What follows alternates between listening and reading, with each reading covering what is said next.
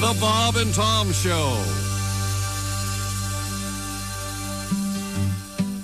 Have you ever had one of those days when nothing goes right? Your wife starts bitching about whatever it was she was bitching about last night. So you escape into the bathroom just to sit there on your throne. But after you finish your business, the toilet paper's gone. Well, it's a great day for me to whoop somebody's ass. It's a bad day, so you better get off my back. You might get cold cocked if you cross my path. 'Cause it's a great day for me to whoop somebody's ass. Well, I was running late for work, so I poured me some coffee to go. And just before I had a flat tire, I spilled it all over my clothes. When the highway patrolman pulled up, I thought that help was on the way. But when he saw the tire tool in my hand, he shot me with pepper spray. Oh, it's a great day for me to whoop somebody's ass. It's a bad day, so you better get off my back. You might get cold cocked if you cross my path. 'Cause it's a great day, y'all can sing it if you want to, for me to whoop somebody's ass. When I finally made it to work, I was 15 minutes late. I told my boss about the flat tire, but he fired me anyway. So here I am out in the parking lot, just waiting by his Corvette. I'm gonna give him a goodbye present that he never will forget. Let's sing together. 'Cause it's a great day for me to whoop somebody's ass. It's a bad day, so you better get off my back. You might get cold cocked if you cross my path. 'Cause it's a great day for me to whoop somebody's ass.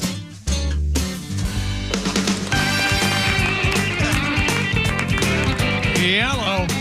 Is the caller there? Okay.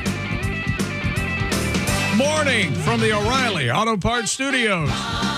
It's the Bob and Tom Show. There's Christy Lee. Hello, chick. She's at the Silac Insurance News desk. There's Pat Godwin. Hey.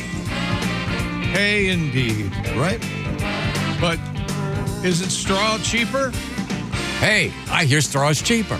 There's Josh Arnold. Hi. Hey, Scosby. And we're off. I'm Chick, and hello, Tom.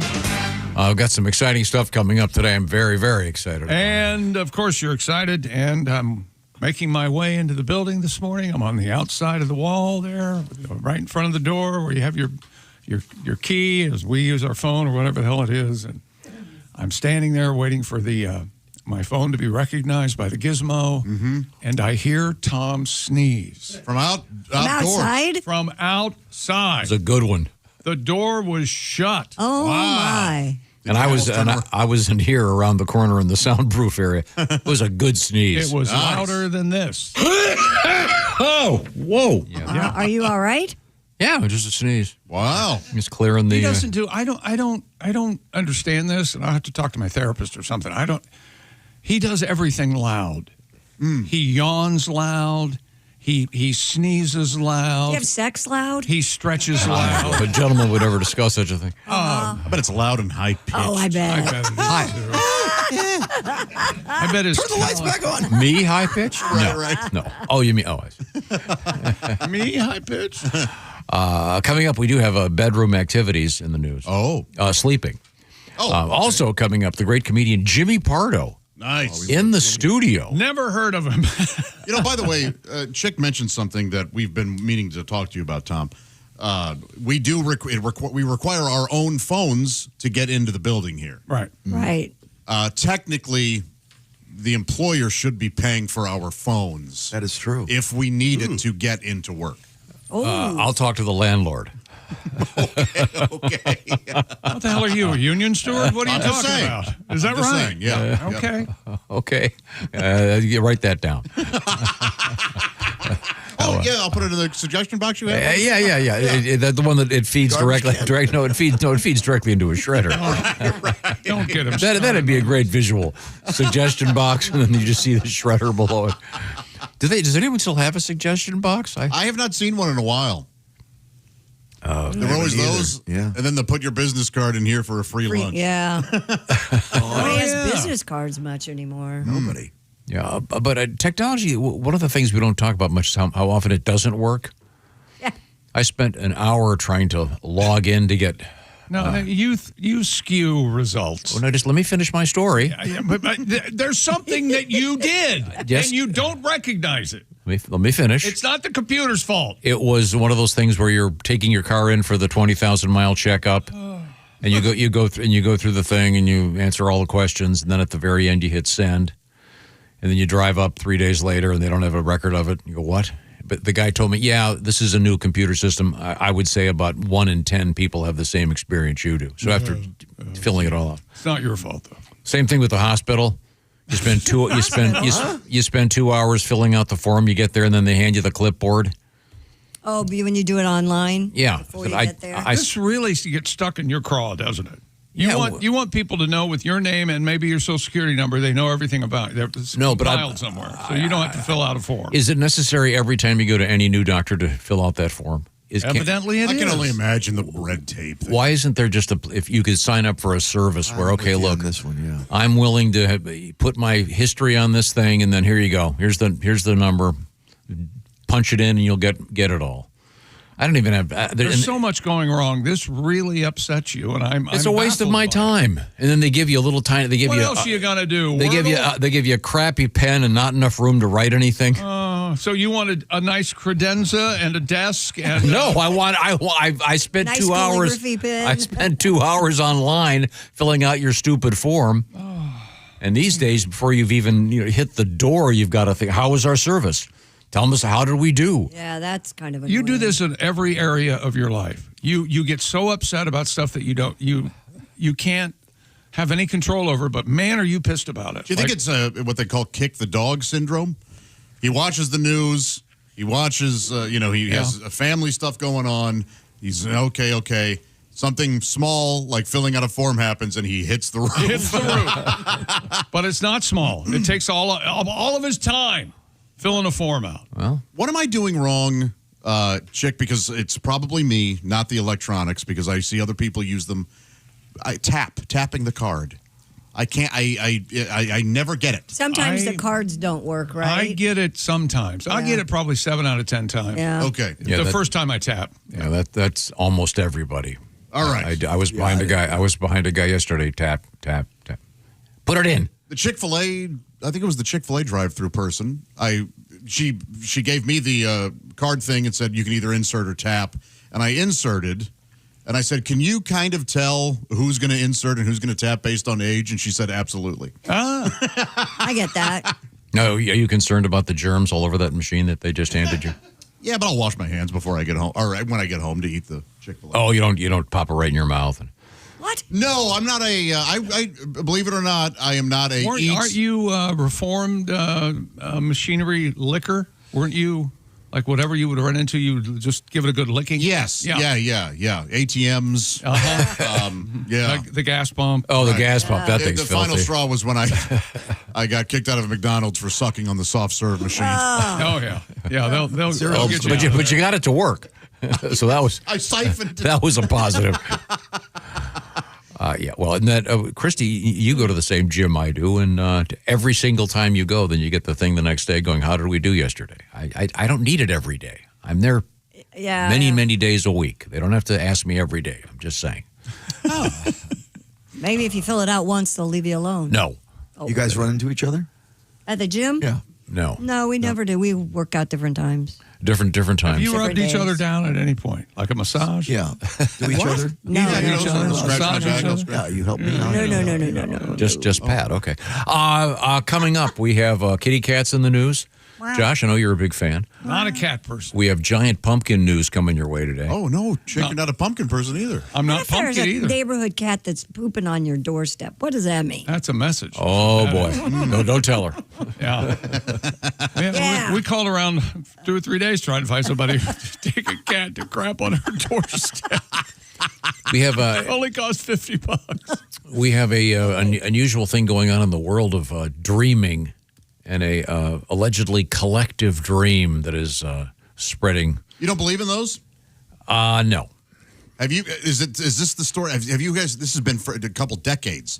People dream of the same man, and they have no idea who he is. But they've had artists, like sketch artists, draw him, and it's the exact same guy. What? Just appearing in all these people's dreams. And it's not Freddy Krueger. No, It's like a regular I guy. know what you're saying. Yeah. This is somewhat similar to that. Wow. So we'll see. And then I also looked up the list of, in America, the most common recurring dreams. Oh. It's pretty interesting. We'll get to that coming up. And we've all had some of them, as a matter of fact. And then something new in the world of dating called zip coding. Okay. Something about But your this is zipper? big in like California and stuff. Yeah, well, they used to have the whole area code thing where Area codes were a big deal there for a if while. it's not a 212, I'm not calling. Okay, yeah, that's great. The next time you run into one of these problems, like you're filling out all these forms, Yes. you really try this. Will you try this? Just say to yourself, well, that's just the way it is. Mm-hmm.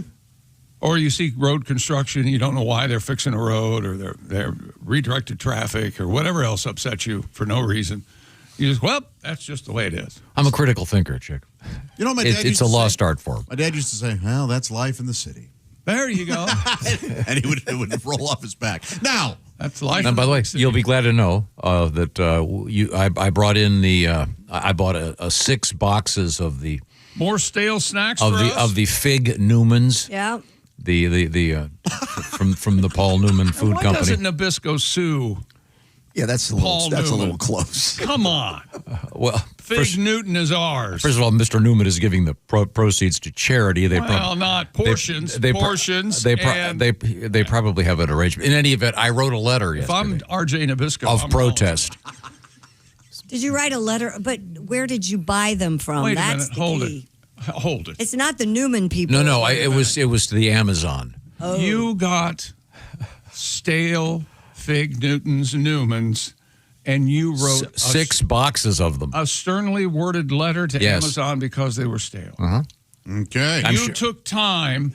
Doesn't have That's time. already, you told You're us, gonna we're get so free- valuable that you don't have any time to fill out a form or what the hell You don't ever. want people wasting your time. I'm guessing it takes you about 5 or 6 hours to write a letter. You realize Amazon gets a lot of their things from other small distributors. Yeah, well, that- I just hope whoever it Had was, them for a while. whoever it was, I hope they shut them down and all the people who work there will lose their job. Okay, if you're going to. That would make you happy. Well, you're selling me stale Fig Newmans. You're damn right it would. Coming up, Jimmy Pardo, Allie Breen with Sexy Time. Shut it. Hey, basketball's coming back, baby. Football, college, pro. That means Prize Picks is making the sports season even more fun. Prize Picks, whether you're a football fan, a basketball fan, it always feels good to be right. Now, with Prize Picks, new users get $50 bonus credit instantly in lineups when you play your first $5. The app is simple to use. You just pick 2 or more players, pick more or less on their stat projections, anything from touchdowns to threes, and if you're right, you win big. Mix and match players from any sport all season long on Prize Picks. Baseball, football, basketball. Pick a player from each sport to build your perfect lineup.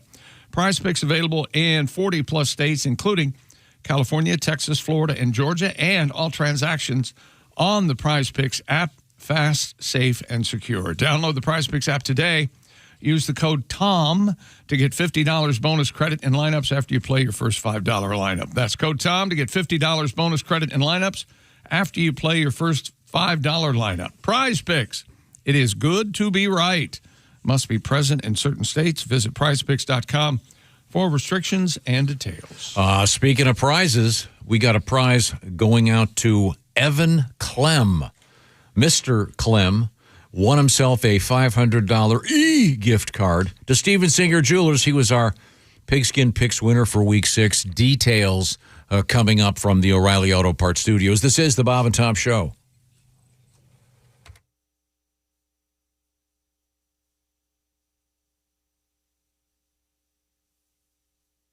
Q95 traffic.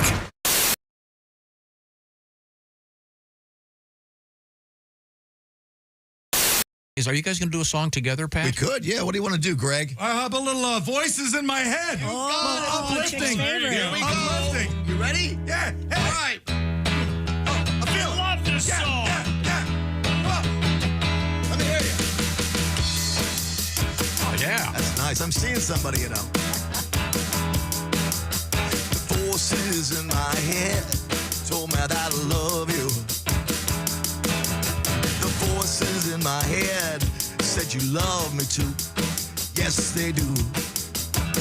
You know they're always right. So I'm listening tonight to the voices in my head. Yeah. Yeah, the voices in my head said we'll always be together. So I got your name tattooed in flaming red on my forehead. They come in crystal clear, but my doctor, he can't hear the voices in my head. All right, here we go, Greg. The voices in my head said to stop my medication. Let's get the stick. The voices in my head said to jump the wall and run. Greg lost his stick. Stick. You know they're always right. Always right. So I won't put up a fight with the voices in my head. Take it to the bridge. I see you on TV, and the voices are telling me that you want me built and you need me, and your boyfriend should be dead and gone. Drum solo. Hold on a second. Hold on. Let me get it together. Yep, you got it. Bring on the thunder. Come on, little cymbal. Hold on. Yeah. 1, 2, 3, 4. The voices in my head said to break in your apartment. Bring it down, boy. And hide under the bed because your love was just a lie. You two must die. Build her up, come on. Yeah. So tonight I'll stalk, but tomorrow I'm insane, so my lawyer says I'll walk. The voices in my head. The voices in my head. The voices in my head. You look at the drummer, you strum real fast, and they both stop together, right? Yeah. Right, look at me. Right, look at me, right? Springsteen, now. When? Maybe now. How about now? That's perfect. Thank you very much. Yeah. That song takes a dark turn there at the end. Yes, it does. Thanks, Christy. Wow, thank you very much. Pat Godwin. I think it's an object lesson. Voices in my head. And on the drums, Mr. Greg Hahn. Yes, that was a treat. Hey, chick, what are you doing? Working on radio stuff. Oh, well, you missed the meeting. Oh, yeah? What'd I miss? Actually, some pretty cool stuff about Silac.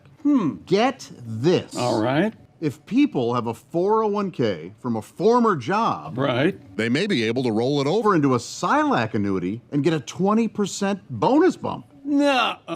Yeah, huh? Let me run some numbers. So I've got a $100,000 401k, and I switch it over.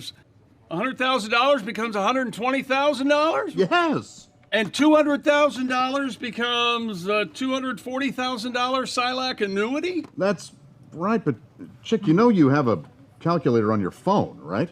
Oh, I prefer this one because I like big buttons, and I cannot lie. Get your butt over to SilacINS.com for more info on the 20% Silac annuity bonus.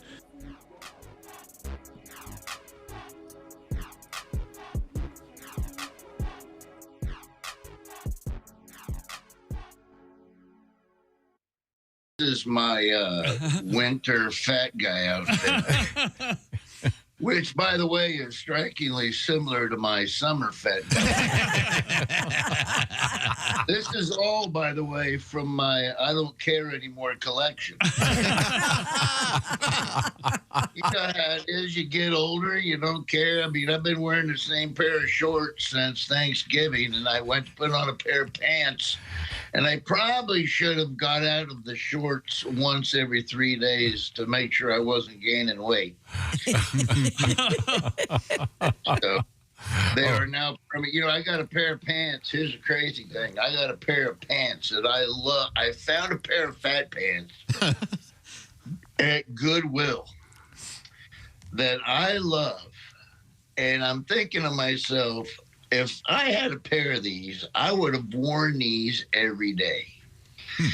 And then I come home and my wife goes, "Hey, where'd you get those pants? I thought I took them to Goodwill." I'm like, "Why did you take these to Goodwill? I bought them again." She goes, "'Cause you never wore them."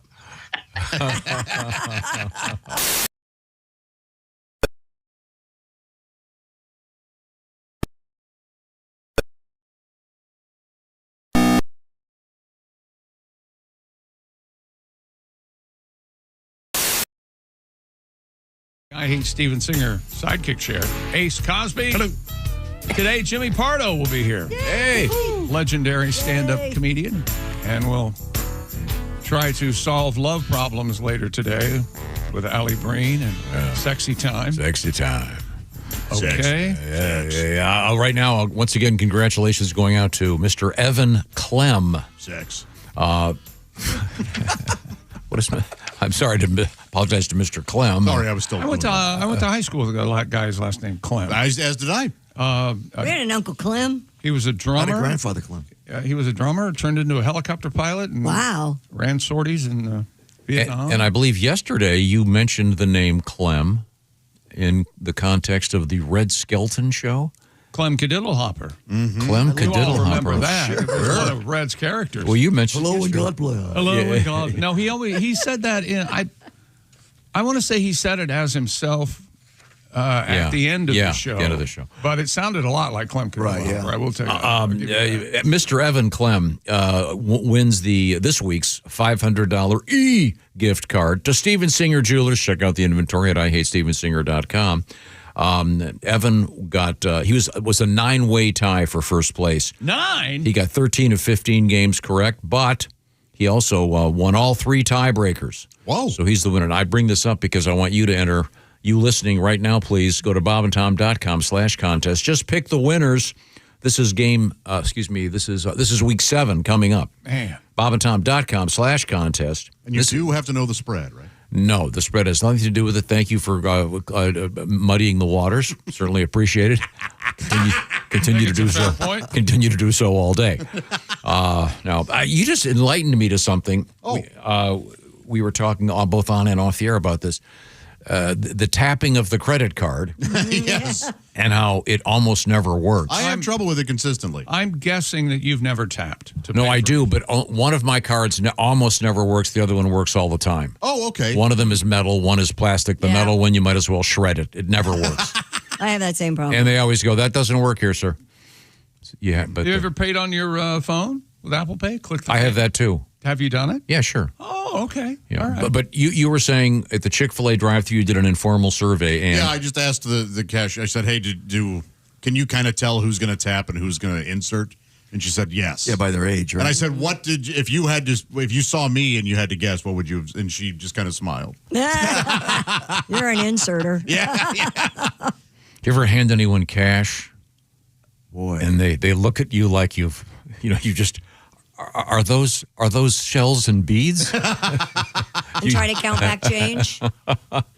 Yeah, it is a lost art. I paid for a Coke Zero at the gas station, and it was $2.96, and I gave her $3 because I just had 3. Right. And I was like, "Do we even bother with the 4 cent?" I mean, this. I would have said keep it. Yeah. Well, aren't they? I happily took it. Didn't they determine that it costs more to make a penny than a penny? I think so, and they may be going away. Are they going to phase that out? Leave a penny, I still take have a my penny. coin thing. Big old coin. I haven't seen that sign in a while.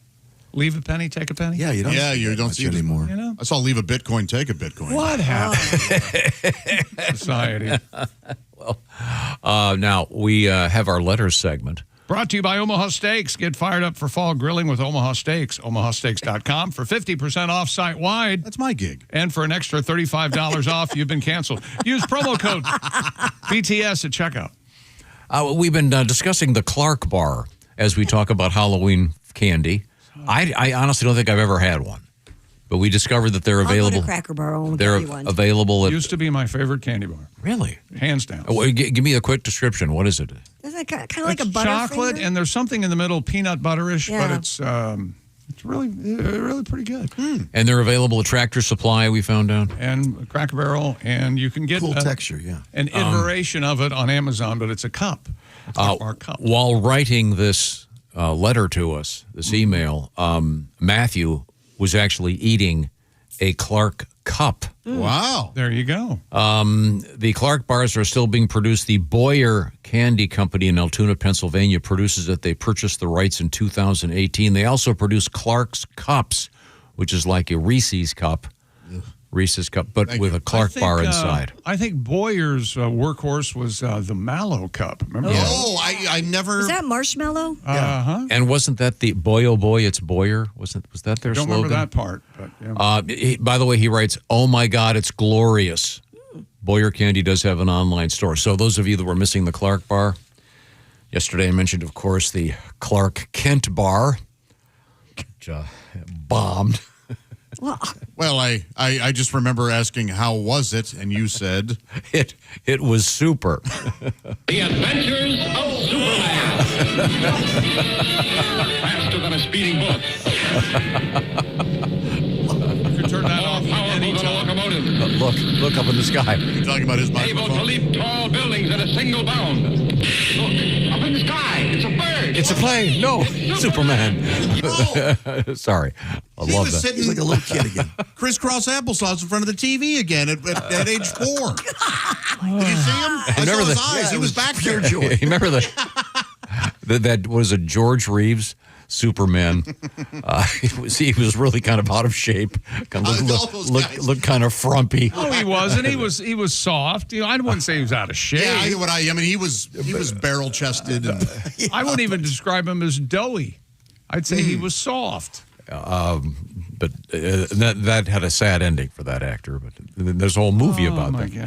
God. We'll move forward here. I just got Dear Bob and Tom show. This is from Kevin in Kentucky. I just got back. sorry, that was my Catherine O'Hara from Home Alone. What did you say? Kevin! We went to Red River Gorge in Kentucky. We went into a small little mom and pop candy store, and lo and behold, I had to take a picture. Candy, cigarettes, and cigars as far as the eye could see. All right. He did take a picture, and he sent it to us, and I believe we're going to put that up. Yeah, I've got to buy And this. I love the getting to know. Halloween. I love the Halloween idea, Tom, for you to put cigars and candy. Or was that Josh going to give us cigars? No, Tom. No, I want to give pouch. away candy cigarettes, candy cigars, and those little wax soda bottles I love them. that have that super sugary syrup in them. It's like 2 sips. You Not bite even that. It's like a sip. I mean, teach these Ridiculous. kids the value of sugar. That's why we're so good. We eat so much sugar. Did you ever have sugar bread when you were a kid? Yeah, on butter. Yeah. Mom takes Wonder Bread, puts butter on it, and then sugar. Yep. Oh, it's good, Josh. You ever have that? Often with cinnamon. Yeah. Oh, I forgot. We had cinnamon toast, so it Yeah. was buttered, cinnamon sugar. Yeah. Yeah, but sugar bread was there was no cooking involved. Right. No, yeah, I heard Very, you. very, very quick. It was absolutely delightful. I'm just stalling. Is that photograph on the way? There or- it is. Okay, there we go. Oh, thank God we got that. There you go. Yeah. Oh, candy cigarettes. Those are great. I haven't seen Yeah. those in years. And they're designed. The packs look like. The one looks like Winston's. The one They looks like sure do. Viceroy. That's the funniest part. Victory. And the yeah. Kings looks like Pall Malls. The red. And the cigars are almost sold out. By the way, the name of the cigar is the El Bubble. right from Cuba. Yeah. right. I see. Dear Bob and Tom show. I went to visit my sister in the hospital. She's having a baby. Went up to the front desk to find out where I needed to go to see her. For some reason at that moment, I could not remember the name maternity ward. So I said, can you tell me where the people having babies department is? The nurse found that very amusing. I say no. What do you mean, no? That's not elegant enough for a grizz word. That's not, no. I know. Yeah, that's on The people having baby department. No. That's lazy at best. No, it's in the moment. He's nervous. He's trying to think of a word. I do think we need a judge's ruling. Yes. I'm not the one to do it. I'm a terrible judge of everything. Character, fashion. Yesterday we were talking about the word glizzy. Remember this? Which is a hot dog. East Coast term, Washington, D.C. term for hot dog. There are words we use that don't need a new word. Hot dog would be one of those. Yeah. Why do we need a new word for a hot dog? We don't. And then You're right, chick. glizzy also refers to a handgun, right? Is that right? You said that there wasn't another. A Glock. It's in some famous rap song, I apparently. mean, that's taking the word Glock and just Snoop Dogging it. Yeah. It was always izzing my shizzing. Yesterday, you guys rediscovered the slang term. Excuse me. Now I'm doing it. Well, that's your fault. Is it? Glizzy for hot dog. I love me a glizzy. I love me a Writes Nick. My friends call me the glizzy gobbler. I also. I bet they do. Sounds horrible. Wait, and You think you're a part of the group, huh? Well, no, Nick. Yeah, they're my friend. By the way, Nick's a badass. They like me. Nick's a firefighter. He's out there working, helping people. Nice. He goes. Getting bats out of trees. You're really making Well, friends. they do. They go to the grocery. They buy spaghetti. Yes, they also run into burning buildings and rescue people. They play a lot of horse. Every Okay. now and then, yeah. They wash cars. I'm sorry. They sit Nick, on chairs and yell at cars. I tried, Nick. Apparently, this guy's roasting hot dogs at every fire goes. He also uses the term got the time. grease missile. Oh, that's a pretty good one. Because if I'm golfing Grease missile. at the turnaround, I'll grab a grease missile and a bush light. That's what he said. Oh, yeah. I'm saying it next time. Grease missile. Yeah, bush light. a grease missile sounds like something in the bedroom once you found the KY. Who would seek out a bush light? Me, you guys know me. That's my go-to. Good Lord. Yeah. I had 3 bush lights Saturday. All right. I have a grease right. missile. By the way, speaking of bush light, we have very unusual news in the pubic realm coming up. You'll be absolutely stunned. No, you. Wait. By the way, this one comes to us. It says, Chick mentioned that Tom is famous for going out like a light when his head hits the pillow. That is true. I can go to sleep right now. Not only in bed, most often in his car and in front of businesses around town. I'm curious, on a normal night, how long does it take for Chick, Christy, Ace, Josh, and Pat to fall asleep? Assuming, of course, they're not in the same bed. Oh, thank you, JD. It's a fair question. Josh, your pre-bed ritual is what? Oh, my gosh. I brush. I water pick and brush, get in the bed, read, and then when I turn out the light, it takes me about 10 to 15 minutes. Do you go through the horrific aspects of your life in your head? Is that what happens? I don't. You should start doing that. I fear that would keep me awake. You don't have like isn't there some chant you're supposed to do? No, I do a chant. Not a chant, but I have some things I say in the morning. But it's I think about I write honestly in my head. So. Oh, that's good. Yeah. The horror movies? Sometimes, yeah. It's always story related. It's not comedy because that makes me get up and get my notebook. I was going to say, do you write things down then? If I think of a joke, if it's story ideas, I don't. Do you remember them in the morning? For the most part, because they're things I'm continually working on. Oh, okay. So if I were to do that, there'd be a lot of grease missiles in the story, and I don't mean hot dogs. Christy, what's your ritual? My bedtime, I wash my face, brush my teeth, go to bed. Dogs come up, lay next to me on both sides so I can't move, turn the light out, go to sleep. Right away. Right away. Okay, very good, very good. Pat, you have to hook yourself up to your machine. CPAP, 8 o'clock, I turn everything off, the phone and everything, and I lay there for 4 hours. Stare at the ceiling, a carnival in my head, songs, unfinished songs, operas. Yeah. You get that breathing device the whole time? Yeah, that kind of soothes me a little bit. A little bit. When you not wake much. up, do you have a mark on your face where that thing? Sometimes if it's too tight, yeah. Pretty much half the time. Goes away in about 15 minutes. Do you feel like you're scuba diving? No, it's comforting. I would think wearing that mask, I'd feel like I were There's a little sound to it, like a little white noise. like a whack-a-da, whack-a-da, whack-a-da, whack-a-da, whack-a-da. No, just shh, like that. No kidding. It's that quiet. Huh. I'd prefer like a whack-a-da, whack-a-da, whack-a-da, like, you know, like. Well, I do course you that would. before I put the CPAP on. I would do a whack and a whack and a whack. And I go, You know, like I think James Thurber, he wrote his pocket-a. Is it? Whack-a-da, Oh, yeah. whack-a-da. Oh, well, at night it's whack-a-da, whack-a-da. What about you, Chick? Well, I have my devotionals and my Tai Chi. Of Yes, course. yes. No, I have do you know what a PSP is? No. It's PlayStation Portable. It's a Oh, handheld yeah, device. yeah. And I have a couple games that they're hard to find now, but it was my favorite video game. It's still my favorite video game. It's just a Tetris-like game that I play, Oh, cool. and I check out doing that, and then sometimes I fall asleep holding it, and I jerk. Yeah. you have a set alarm on? Do what now? You have an alarm on the phone? You set that? Oh, yeah, I always yeah, have I that set set. Yeah. Yeah, What about a TV? Do you have the TV on? I don't turn the TV on. No, I don't. I do an alternate version of Wordle. There's like a Oh, for alternate lifestyle, or Oh, no, just it's because I've already done the real Wordle, but this is another one, and I was so upset when I got my new phone. Girdle. I was because I was approaching 1,000 times, and the new phone had erased it, so I had to start over. I do Life is Sudoku. what are you? Wait a minute. What did you do? 1,000 times in a row you did Wordle? Yeah. so you had a streak. And you're approaching 1,000. You got the new phone. That's good. Don't you back up your phone? Yeah. It's like Costanza trying not to unplug the Frogger machine.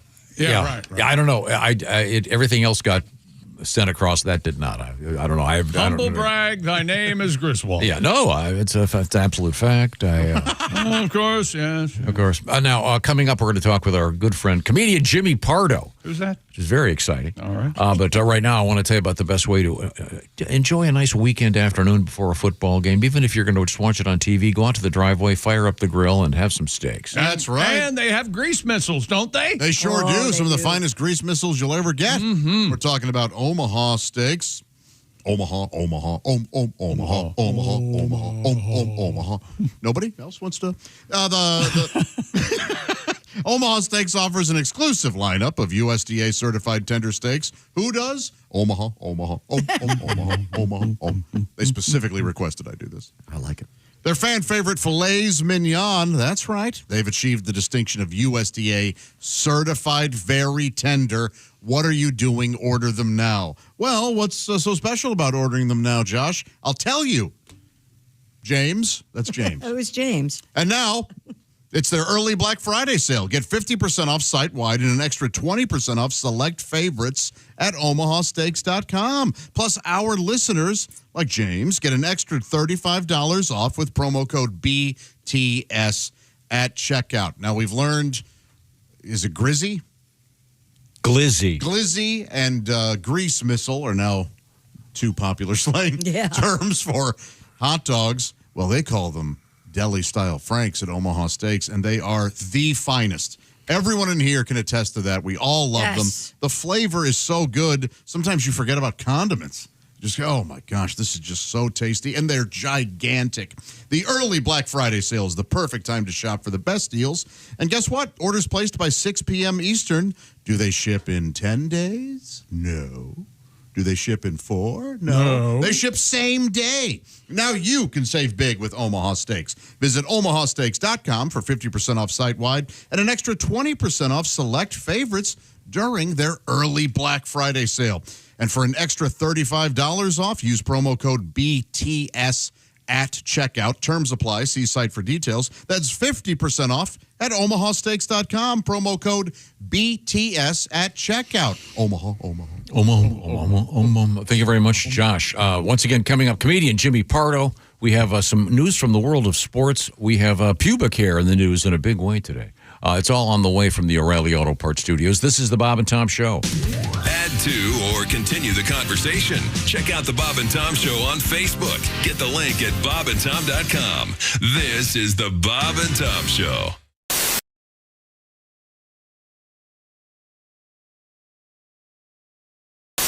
live in New York now. I live in New York now. You like the city? Where do you? Are you in Manhattan, Brooklyn? Where are you? I was in Harlem for a very long time, and I've been on the Lower East Side for like 4 years now. So I'm a New Yorker. Yeah. Yeah. And people talk crap about New York around the country. Sometimes we're kind of like I was in Chattanooga, Tennessee, and I was in this taxi, and he asked me where I was from. I said New York, and I mean he gasped so loud it almost startled the horse. And he was like, I hear New York is filled with crime, and I was like, you know, I've heard about Chattanooga. Nothing. When my agent said I had a gig in Chattanooga, I Googled what country is Chattanooga in, and then I fired my agent. And you're also an actor. We didn't really talk much about that, but I know no one's talking about it these days. you were just. You said you just did something. I didn't. What was it again? Well, I had an audition many years ago for Game of Thrones, and I remember I walked in the room. I was ready to go. And the director said to me, first, we need to see you in your underwear. Which is not what I was expecting, so I put my underwear back on. I've been an actor, I mean, longer than I've been a comedian. I've shared the stage with some people who have gone on to become huge real estate agents. I had one small part in Law and Order. I played Ice-T's waiter. Oh. And to prepare for the role, I actually became a waiter for 12 years. You're a method. Yeah, very method. I'm the Daniel Day-Lewis of Applebee's. Dear Allie, my boyfriend recently proposed to me, and I'm so madly in love with him. We met after he went through a really bad breakup, and I was there for him. But then one night when we got really drunk, he basically told me I would always be second to that girl. No. I don't even think he remembers saying it. Obviously, I was super hurt, but I felt like I can take what I'll get. But am I making a huge mistake in marrying him knowing that? Do you think I should bring it up, or what should I do? Oof. Girl, you run. Yikes. You can't be with him. No. Unless stuff, but that could have been a while ago, and maybe feelings have changed. You can't unhear it. I think it's worth asking him about. Absolutely. Yeah, I mean, let him defend himself. You know. Yeah. What an idiot. Why did he even say that? Well, he was drunk. I know. You know? Well, he Speak was the so truth. drunk he might not know. She said. Maybe that's the deep truth Yeah. for this guy. That's why it's like, You know, I've man, never quite bought into that when you're drunk, everything you say is the honest truth. That's no. true. It's true. I've There's lied a lot of BSing when you're drunk. Yeah, So- there is. But why would you say that? I don't know. Like, that's like, oy. Talk to him. Yeah. Yeah. Yeah, that's true. In that case, I think it was truth serum, but I agree. Generally, drinking's not always that. Eesh. That's a tough Just one. talk to him. Yeah, That's almost worse you have than every cheating. right to ask him. Dear Allie, my boyfriend and I were eating at the bar the other night, and the bartender was wrong about something on the menu and then made a mistake while we were ordering. My boyfriend made fun of him not once, but a few times. And then when he gave us only one dessert menu instead of two, my boyfriend said, well, I guess you weren't the valedictorian of your class. We got in a huge fight as I told him he was being mean and condescending. And he told me I was crazy. He was just being funny and making a joke. Should I drop this? I feel like he needs to know that this behavior is wrong. Guy's a jerk. Yeah. Yeah, and his Get next out. next drink is going to taste a lot like ass finger. Yeah. Was it that Steve Martin and Eddie Murphy ass finger? That was Bowfinger. Bowfinger. Sorry, my fault. Don't be rude to people No, that are. that guy's an ass. Get out. Especially when a guy's bully and they go, I'm funny. It's okay. You're Nope. crazy. Nope, that bartender needs to take it. That's what you get. Really? That's For right. being a bartender? You're fair That's what you game. get? Yep. Get roasted You make- for the rest of You your want life. you want a tip Hey. or not? You make an egregious mistake like only bringing one dessert menu. Yeah, well, What do you expect? You deserve to be publicly shamed. Damn You're right. going down. Yeah.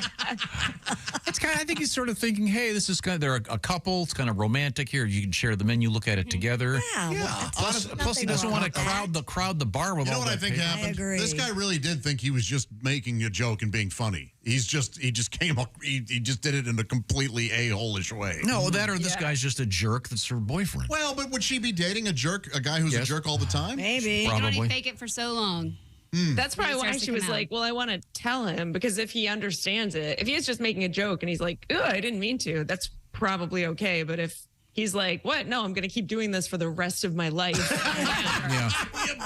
You're going to right.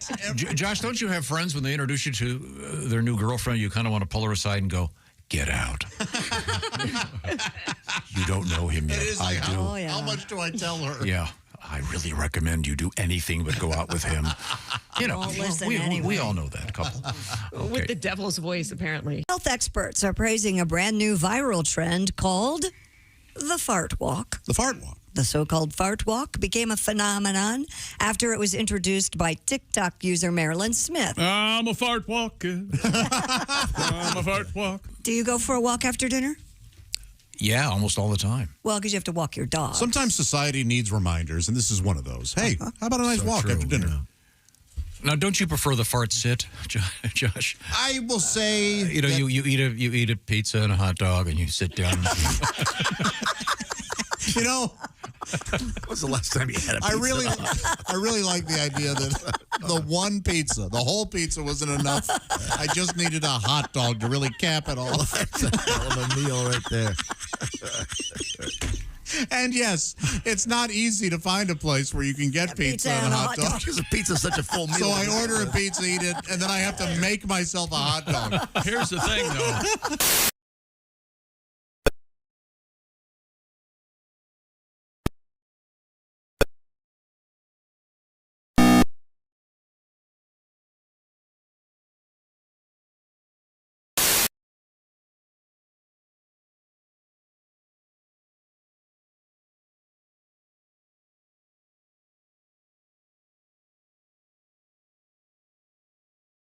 The chances to win.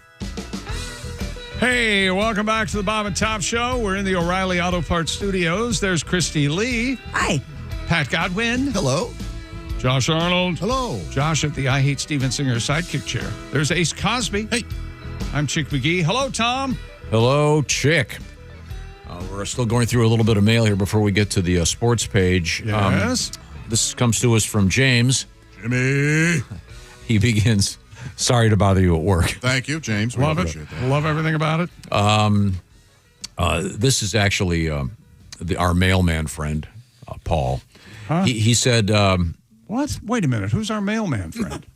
remember we got the thing yesterday from Paul, the mailman? Right. I don't, but I'll take your word for it. But so James is gone.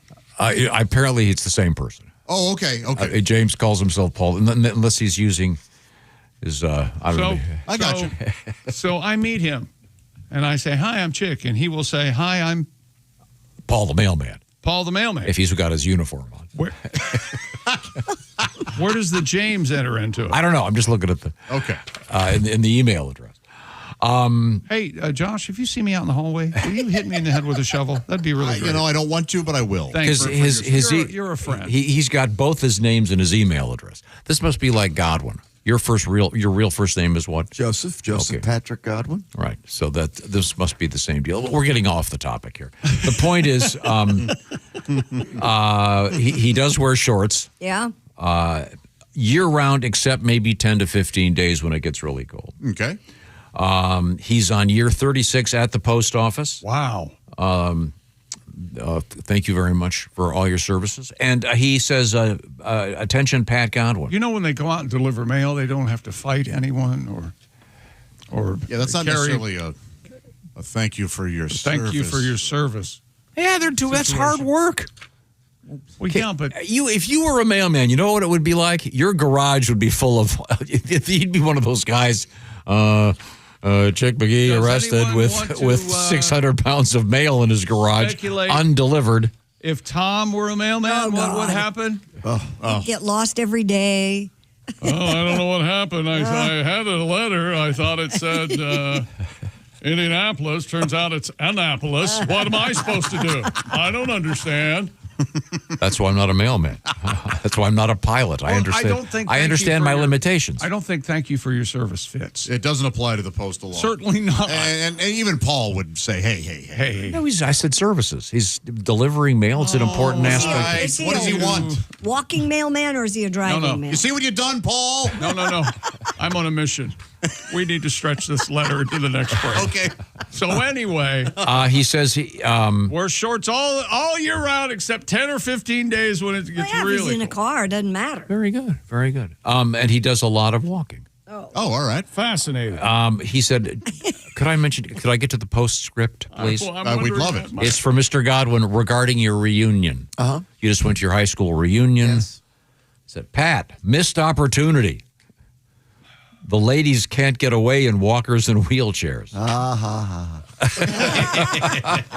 Pat seemed to enjoy that letter. Did you find any of the your old high school Yes. ladies Sweet, really? Yes, there were a couple. Keep in mind, I was really obnoxious in high school, so I had to go to other high schools and outsource Wait a my minute. dates. Wait a minute. You were really You were obnoxious in high school? Even mouthier, yeah. I can't imagine it. Oh, So Johnny Loud one, yeah. So the woman who had your Baby. your high school jacket, Kim Telford, yeah. She you was know not him. there, yeah. Was she? Did she go to the same school? Yeah, Dallas High School. She was not there? No. Oh. It wasn't because she knew you were coming. Well, maybe. I don't know. I didn't ask.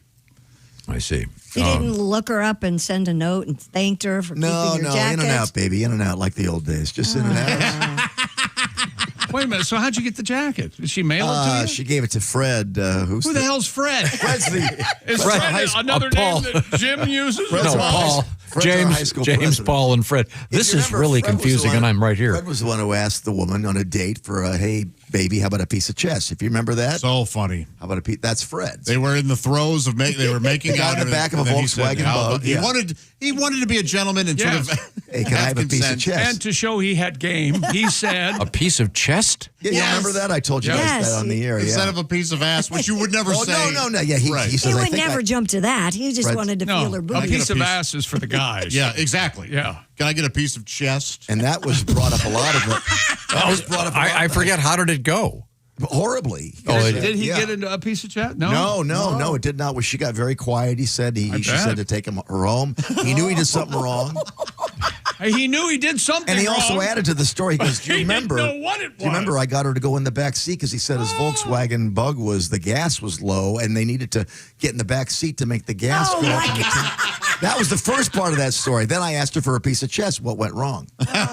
Don't tell anybody. Wait a minute. I told everybody. So to get her to the back seat, he did that. Yeah, he that said, was one of That's his what he moves. told Yeah, he her. was very stiff.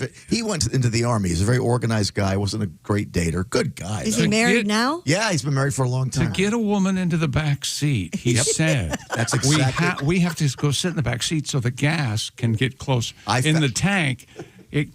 Are you kidding me? That's some creative work. I mean, I could see doing that on a I'm boat, actually maybe like as considering. a ballast thing. Yeah, I'm considering trying it. That's too brilliant. The lady has to be. Yeah, but now. You and I have to sit in the back row of the movie theater, otherwise the film won't. It won't be framed right. Yeah, don't try that with an And I can't hear electric car, by the way. I can't hear They're the not going to picture. fall for that. Unless my fly's open. That's the only way I understand. It's something. It's something about the electronic field. The zipper has to be Right. Wow, that's great. Well, yeah. Okay. Well, you know, that's what Booger was. That Dan, what's his name? Mickey Rourke's name in Diner. Isn't that what he was said? great. He did do the popcorn Yeah. trick, And didn't he he? did the. It was just so. And she took it as a compliment. Yes. It was so uncomfortable he had to free Right. it to Right. remember You it. were turning me on so much. I Yeah. was so uncomfortable. And he really spins it. Yeah. does anyone know in the United States of America, and probably Canada, I'm thinking, and certainly in the Dominican Republic, What? we have first base, second base, third base with respect to Yes. progress Home in plate. the heavy petting realm. What do they do in England? Do they have the same, analogous No, I don't know. situation? No, because they don't. They play cricket. Exactly. I'm just wondering. May I touch your sticky wicket? See that maybe you may have just said something that people are howling over there in the UK right now. Hey Tom, we got a break coming up. Can I get a piece of chest while we're getting Coming up, we have kitty cats in the news. We have a weird pubic hair story. What's happening in sports? Dodgers win again. They look, fellas, ladies, they look unbeatable. Yoshinobu Yamamoto, a 3-hit complete game last night. Dodgers beat the Brewers 5-1. We'll have more. NHL, they played some hockey again last night. Evidently, they play 2 or 3 times a week. I'm not sure what's going on Yeah, there. NHL, yeah. Oh, and David Rush and Jonathan Hannon raised their collective head. Oh, it's great. World record. You're going to love it. It's all coming up from the O'Reilly Auto Parts Studios. This is the Bob and Tom Show. Just got to get a hold of us? Call, text, or email. Get all the contact information you need at bobandtom.com. This is the Bob and Tom Show.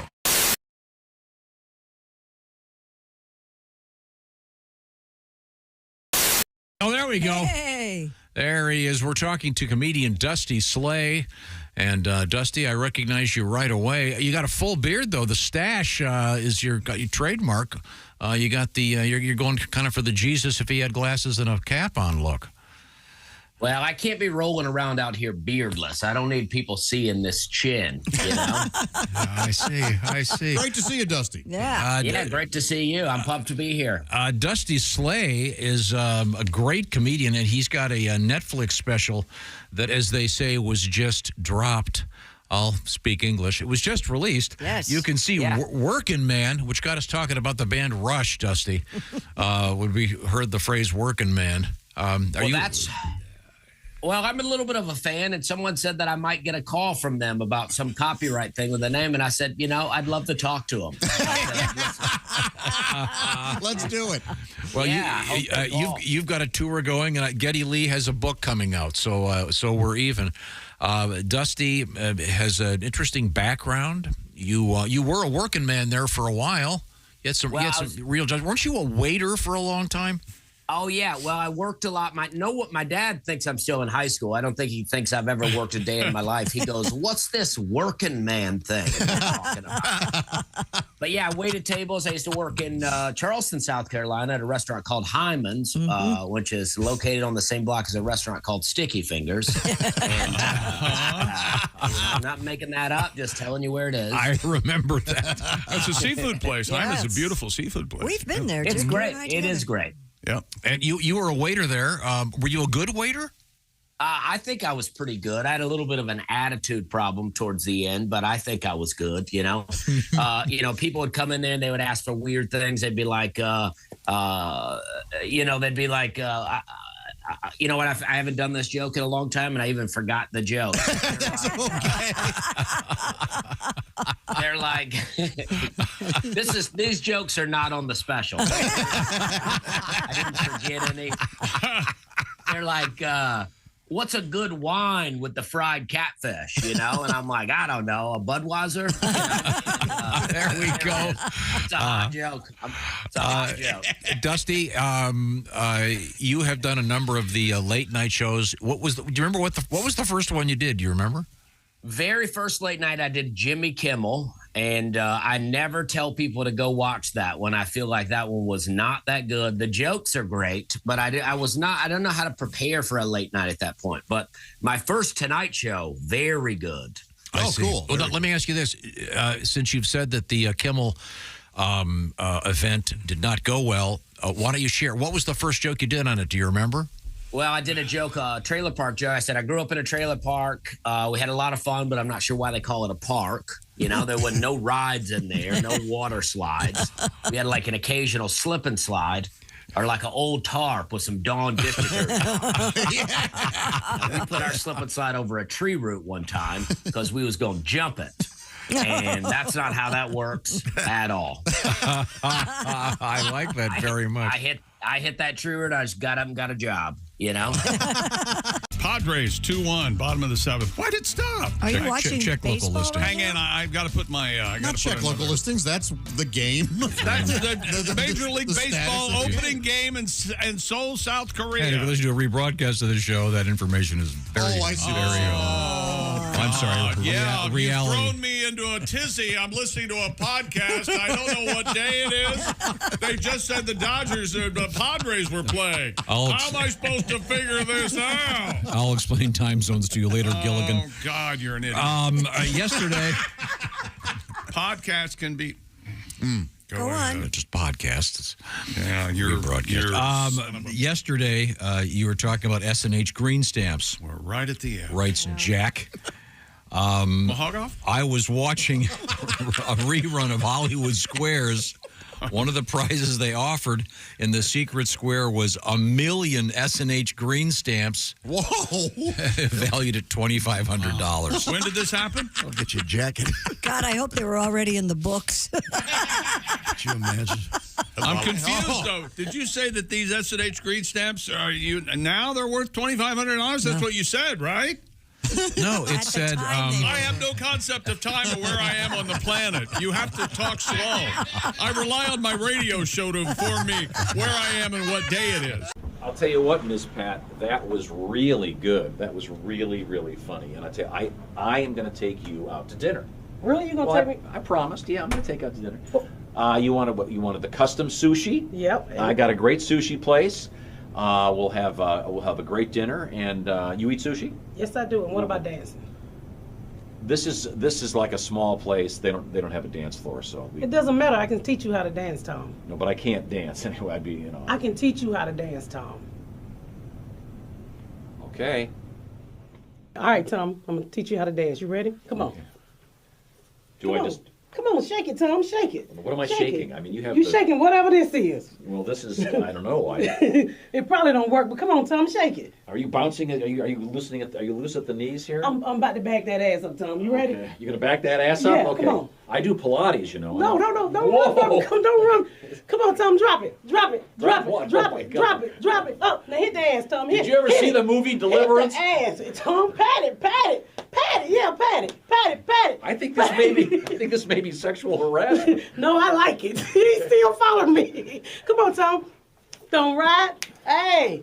Go on. Drop it, Tom. Drop it. Drop it. Drop it. Drop it. I think you're gonna Drop crush it. my knee. No, that's your knee, Tom. It's really hard. Yes, and I'd like to make a reservation. Yeah, this is Tom. How are you? Yeah. No. Just for two. Yeah, nice quiet corner.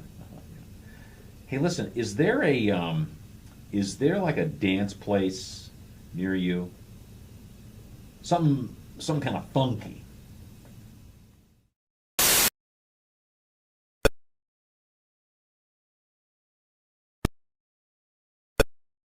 Hit them.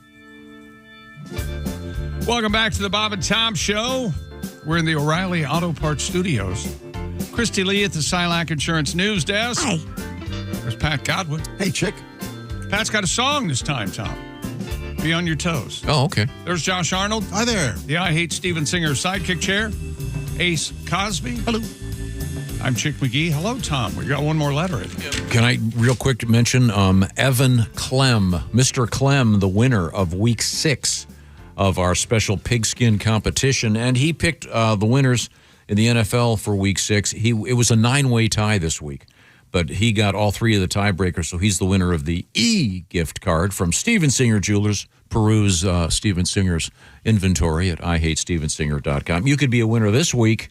Go to bobandtom.com/contest. Pick the winners for week 7 in the NFL. Chick McGee will be posting his picks coming up. You had a good week last week. You'll be picking your picks. I'll be picking my picks in my nose and my seat. And all the things I pick. Okay, good. Scab. Pick away. Oh. Ugh. Right, yeah. Nose open. Dear Bob and Tom Show, big fan of your show. I am a trucker. See if you think what I thought when I read the sentence. Big fan of the show. I'm a trucker, so I watch via YouTube every morning. Maybe Maybe while he's parked before he hits the road. Yeah, but also I was reading this article about podcasting. I was stunned about this. And like 80% of people who listen to podcasts listen on YouTube. Yeah. And watch on YouTube. Yeah, YouTube wasn't really a player until I guess COVID, and now they're the player in podcasting. And a lot of people will have the video on. There's someone probably listening to this right now. They're not really watching. For sure. But we do have a visual component. You could see Josh's beard growth, for example. Hi.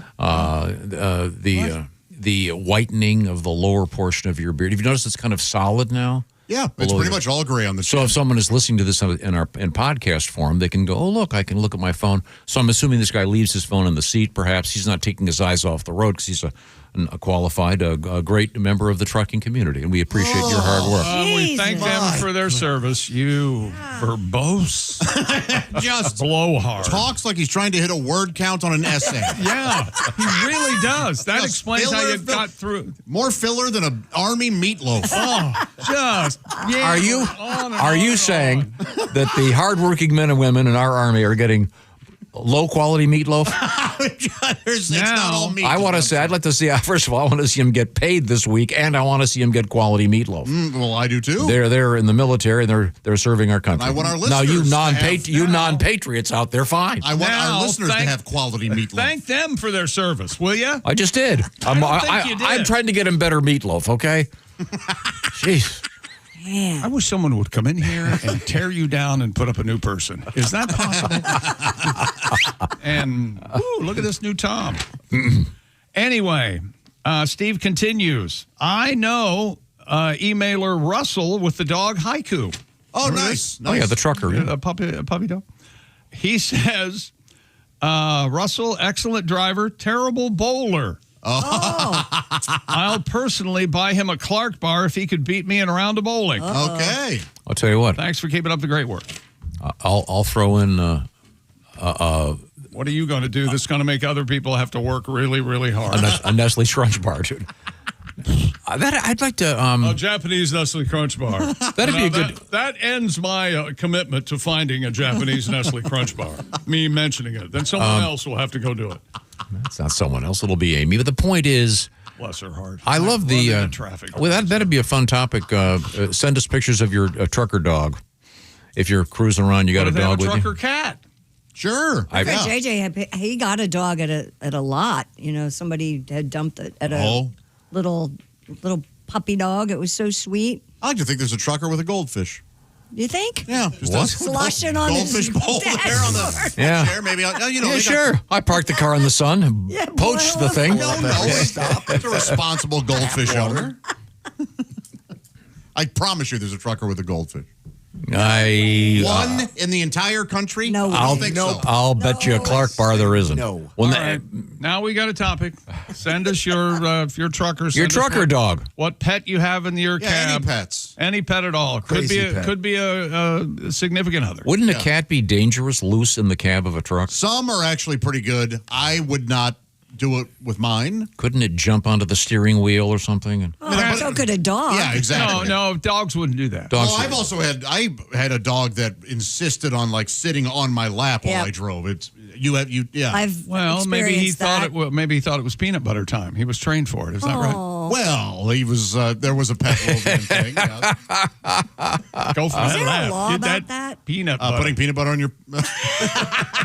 About dogs being in the front seat. I would imagine it's probably. Because my dog, one of them, likes to sit in the front seat like he's a person. I think there might be a law about having a loose cat in a car. I don't know. That's a good question. You'd have to ask a cop and whatever. Sits there. I had a dog. I'd go, and she would always go with me, and I'd go and I'd come out to the car, and then she'd be in the driver's seat, right behind the wheel. I was on the. So funny. I was doing a long drive over the weekend, and a guy was passing me, and freaked me out. He had I didn't realize at the beginning that it was a puppet. It was like a 3 foot long. What? It was like a 3 foot long bird head. I can't take this. He had a bird head. Yeah, it was an emu type thing. Yeah, like an emu type thing. This guy's passing me, and I see in my peripheral vision, what the hell's that? I look over, and it looks like an ostrich head, but it's a puppet. And he's operating it? Someone was operating. As he's driving. Yeah, absolutly. You saw this. Yes. You're certain of what you saw. I'm positive. I'm positive. I am positive. Did you get pictures? Sticky. Of course not. I'm driving in 75 miles an hour. Yeah, it was some kind of weird puppet thing. I assume there was someone ducking down and operating it. And it was funny. It was imagine because it was like when a dog sticks his head out the window, except it was like a puppet bird. Just about can't take it. I'm sure this is probably a common object. Someone will have one. They'll send us a picture. Driving more down likely the interstate. You think that's more likely than a goldfish in a truck? Absolutely. I would love to find out what actually happened. That's what actually happened. I saw a clown last week. That's always kind of a joy. I do like a clown driving a car. Yeah. Great scene in the movie Body Heat, where the the bad stuff's about to go down, You have to see a new movie. and a clown drives by. It's one of the great scenes. Over and over. Every morning has kind of become a game of what can I say that won't trigger him Yeah. to. Well, here's another blowhard story I have for you. I can't help it if my You life know, is more Body interesting than yours. Body Heat's one of those amazing movies. And I saw a guy with an ostrich puppet driving along.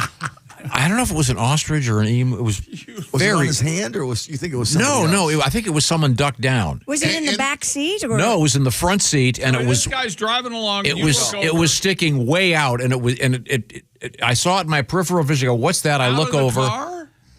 Yeah, it was sticking out of the front car window. Could it have just been a prop that in the wind it looked like it was moving? I don't know. No, it was absolutely the mouth was moving. It was great, and the feathers were kind of flying like when a dog sticks its head out of a window. I would have liked to have seen it. I'll be honest. It was very weird. The guy probably did it to everybody he passed. They probably got a big kick out of it. I'm sure somebody else eastbound on Interstate 74, whatever that is, would have seen the same thing. All right. If Well, isn't that something? I can't take. I Gave me a little joy. Yeah. For just a second.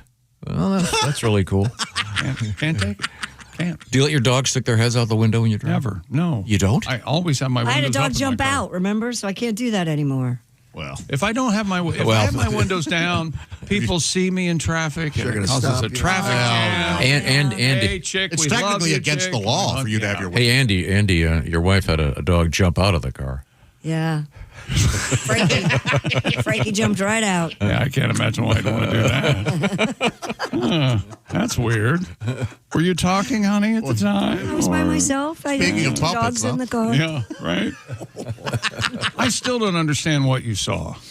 I saw it looked like a guy's driving his car. So the guy's driving. You right? But here's to his There's a left. guy- Was the guy? It was on the driver's side. No. It was a puppet. I am being passed. Okay. Wait a minute. It wasn't on the driver's side. No, it's on the. Oh, okay. You side. originally. All right. No, I'm saying I think they had someone ducking down operating the puppet. Okay. Yeah. It may have been a child on the freeway.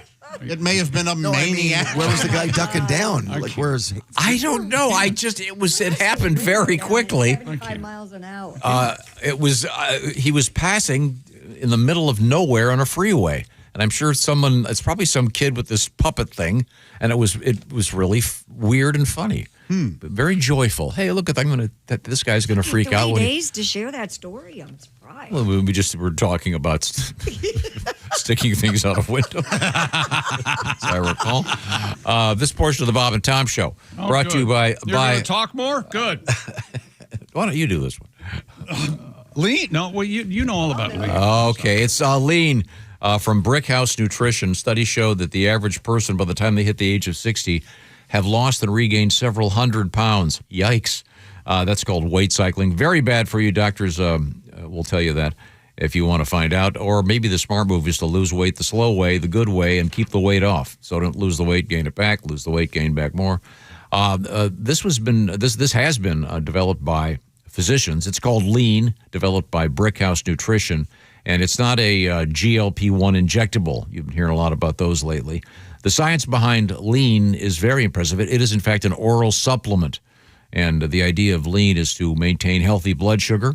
Lean helps control appetite and cravings, and Lean helps burn fat by converting it to energy, and burning fat will help keep the weight off. So if you'd like to lose meaningful weight at a healthy pace and keep it off, add Lean to your diet and exercise program. Get 20% off, by the way. Enter the word Tom when you go to takelean.com. That's takelean.com.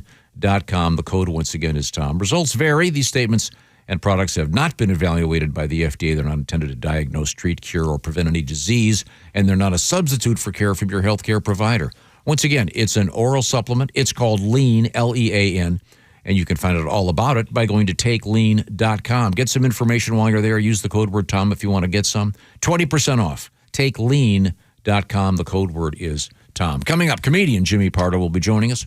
Also, it'll be Sexy Time with Allie Breen. We have a couple of interesting records going on, and we'll learn about something interesting about the world of pubic hair. Has hit the news headlines. We are in the O'Reilly Auto Parts studios. This is the Bob and Tom Show.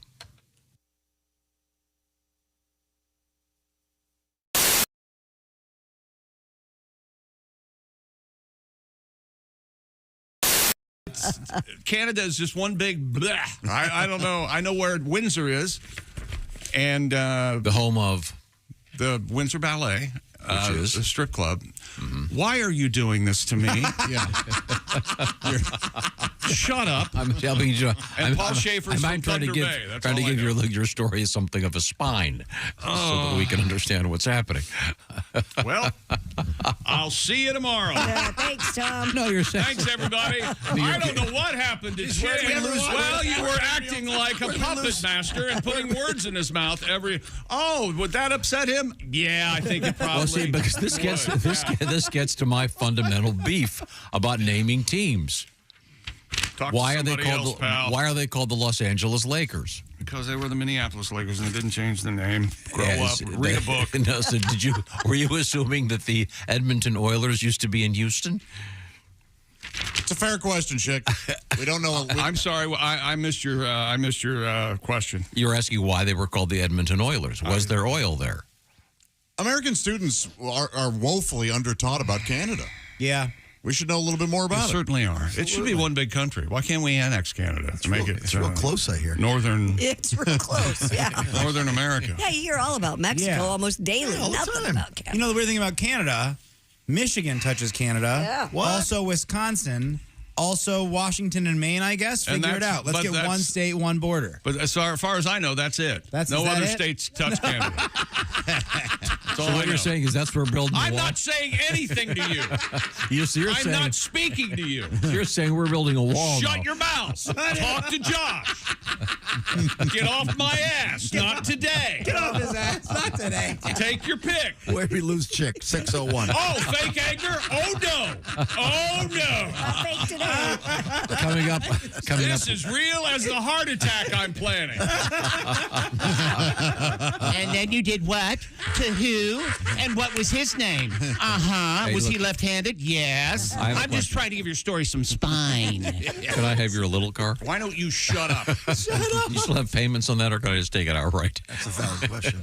Do I have to take over the payments on the little one? No, you can't get me back. You can't get me back. It's over. I don't want your back. I want your car. It's over. You can't get. Why would I give you my car if I hate you? Why? I think there are a lot. Why? A lot of people who've gotten God, I'm divorced that sweating. have given away some really nice All cars. fired up over there, didn't you? Oh God, I got the papers. After I bent over backwards to put you on the poster. Oh no! Oh, my God. Let me tell you something. This is a radio show. Every now and then we're on YouTube, or all the time we're on Well, YouTube. I don't right. know how it works. Something's about zeros and ones. I don't know. Sure. If you spent 1/10 of the time, this is serious. If you spent 1/10 of the time you do making posters, we would be on whatever. Everybody would have to listen to us. It would be a government mandate. That's the kind of What is this, North Korea? crap we have to put up with because of your stupid effing posters. No, I can have it redone without Well, you in he's it. very. I would love to see that. I can get that done. Please. That's one click. I bet you can't without hearing the history of the trumpet. I bet you can't do that. But you go ahead. Our art director plays the trumpet. It's a very nice poster, and you'll be able to see it if you're joining us in Iowa coming up. Yes, it's a poster. Osceola, Iowa. Oh, you're gonna do the radio show or anything? You're gonna have fun? You're gonna laugh? Well, yeah. But there's a poster. He slaves over them. There's a poster. We'll be signing it for, Pat, there's a poster. I know, for it's our perfect, fans. too. I'll stand over Chick's shoulder And when he signs it's it. like CHICK. it's like a playing card. Can we make them any smaller? I don't know. Wow. I got this poster. We'll move an actual poster. Oh, there it is behind it. Okay. The larger ones are being printed today. Sure they are. Sure they are. Chick, well On done. unborn panda pelts? Is that what you're making them out of, right? What is wrong with you? Nothing. I'm doing just fine. Yes, Stand out. Don't look at me. You're not in the poster, Christy, because you're not going to be I there. can't be there, sadly. Where are we going to be? We're going to be at Osceola, Iowa, coming up Friday morning. Don't forget your poster. Oh, now Tom's going to get really mad. None of that. That's never happened before in my life. I have time to. I do have time to remove Chick from the poster. Well, do, please. Please. Then you wouldn't have to sit there and sign them for the next 2 hours. Oh, yeah, there's probably going to be 10,000 posters at the last minute because, we had to have a trumpet solo. And then, When you become a Bob and Tom VIP member, you get more and less. Wait, what? Which one is it? More or less? It's both. VIP members get more stuff to hear and less commercials not to hear.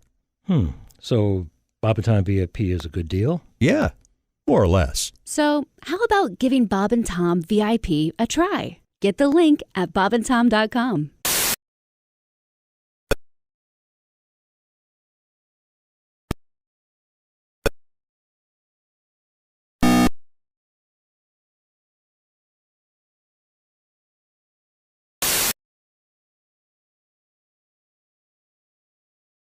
Studios. There's Christy Lee at the news desk. Howdy. Pat Godwin. Hello. Song this time, Pat? Yeah. Nice. There's Josh Arnold, the I Hate Steven Singer sidekick chair. Visit Steven Singer Jewelers at IHateStevenSinger.com to find out why he's the most trusted jeweler in America and the most hated jeweler in America by other jewelers, that is. That's IHateStevenSinger.com. There's Ace Cosby. Hey. I'm Chick McGee. Hello, Tom. Hello, Chick. Now, are we going to get to some sporting news, or shall we? We certainly can. Okay, good. Yoshinobu Yamamoto pitched a 3-hitter for the first postseason complete game in 8 years. They don't pitch complete games anymore. Oh, that's incredible. They just don't do it. In 8 years. Yamamoto did it last night. Dodgers beat the Brewers 5-1. I'd like to hear the guys that do the Spanish-speaking play-by-play. Hear those guys pronouncing the Japanese guys' names. Please continue. No, I mean, talk about a melding of worlds. The melting pot that is Major League Baseball. Because, there's a guy that has to speak Spanish and Japanese and translate it. That's got to be confusing. They had his Yamamoto was at the news conference at the end of the game, and he had his interpreter sitting right there with him.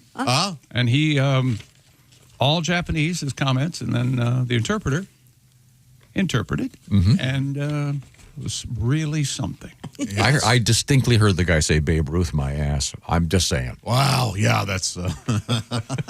I see.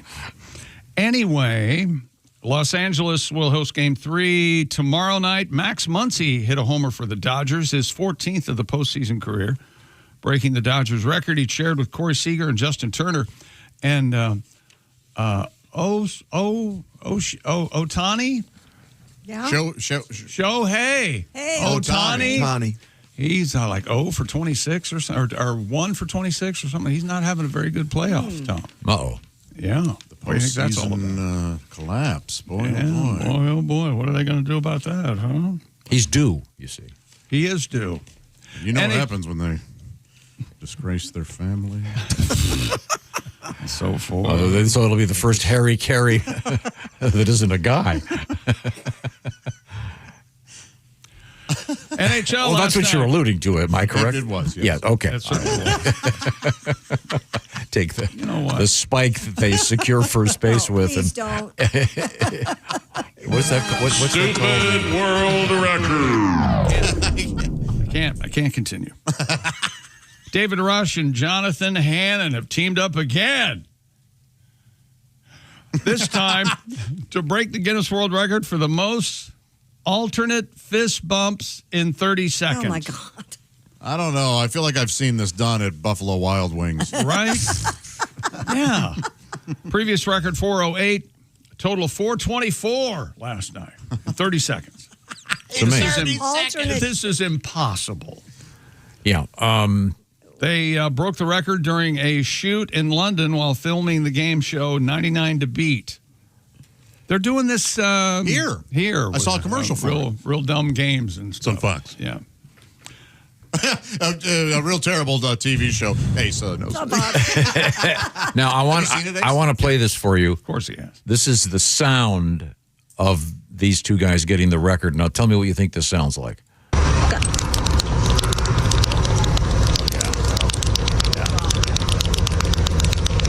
Yeah, baby.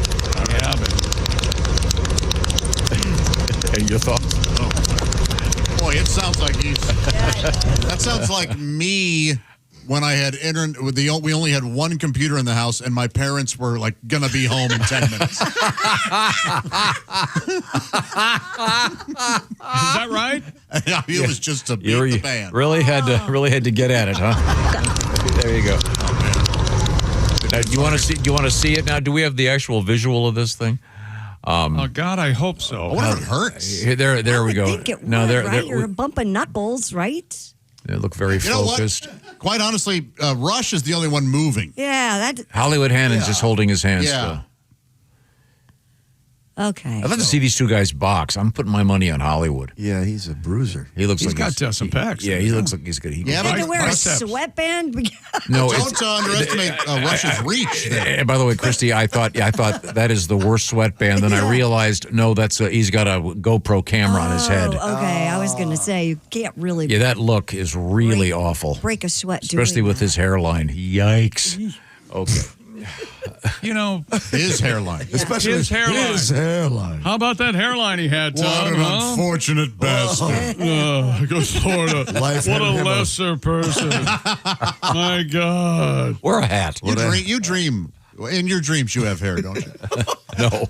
You have the hair you have in that one album we did where we had our high school pictures in it. That's the hair you'll always have, isn't it? I look in the mirror expecting to see that in the morning. It's not Down to your shoulders. Yeah, man. it's gone. Don't hassle It's me, gone. man. I often forget, too. Yeah. You ever walk by the mirror and you go, what the hell? Oh, that's me. Should I go on? No, I don't know. So they did it. They beat it. All right. Congratulations. David Rush, I believe he has the most, what's the word, contemporaneous, for a living human being, he has the most records held at the same time. I don't think that's isn't it? true. I thought I some don't Indian think that's guy true did. at all. And like almost 3 times as many record as this Rush clown has. No, but I think they think he's still in first place in the most number of events. Can we hear the audio again of the fist bumping comment? Sure. Apparently. Just bringing back some fond memories. Oh, man. Mom and Dad have been to Target already for 45 minutes. I know they're going to be back anytime. So they had Target back then? Fast forward to the money shot. There were no tracking apps back then. So you got to guess. It was a real stressful situation. So were you okay? So in that particular situation, it didn't do the opposite effect. You didn't just lose all interest. Because I knew that it would be no, not at that age. Oh, okay. Yeah. Okay. Now I'd be like, I'm not even bothering. But back then it was, and it had to be a perfect storm. My parents had to leave. My 3 brothers had to be out of the house. Right. So they had to all be doing something. You had to Vis Queen the room. Because at that age, let's face it. I talk to any physician. The quantity of the seed care, the seed care. Yeah, I think so. Daily. I mean, you might even get into multiple days. Seriously. Oh, yeah. Remember that? A friend of ours studied like sexology at a university, and they went over these case studies where many times gentlemen would have abrasions and bleeding from from too much. Thank goodness I never had that. Yeah. But my record was 6. 6? 6 in one day? Yes. 6. We stand in the we are in the aura of greatness. No one's going to beat that. Well, I don't know. Our producers might be suggesting that somebody else here has beaten the record. What? 6? Yeah. So Jason's running in now to tell us if somebody has beat my 6. Not me. Someone I heard in the hall said I could beat that by noon. I think we know who that is. Well, there's a limited number of people in this building. Yeah. I hope You're it's just talking about guys. Ladies can do that. Easy. Right. Yeah, but that's You think he's doing that Oh, while is we're that a on the myth? air? Is that what you're going to say? I'm not gonna say it's a myth. It's in your imagination. You think that guy's doing it while we're on the air? He's back there now by himself. I don't know. I don't know who else is here. You know who's here. By the way, he failed to mention he beats off his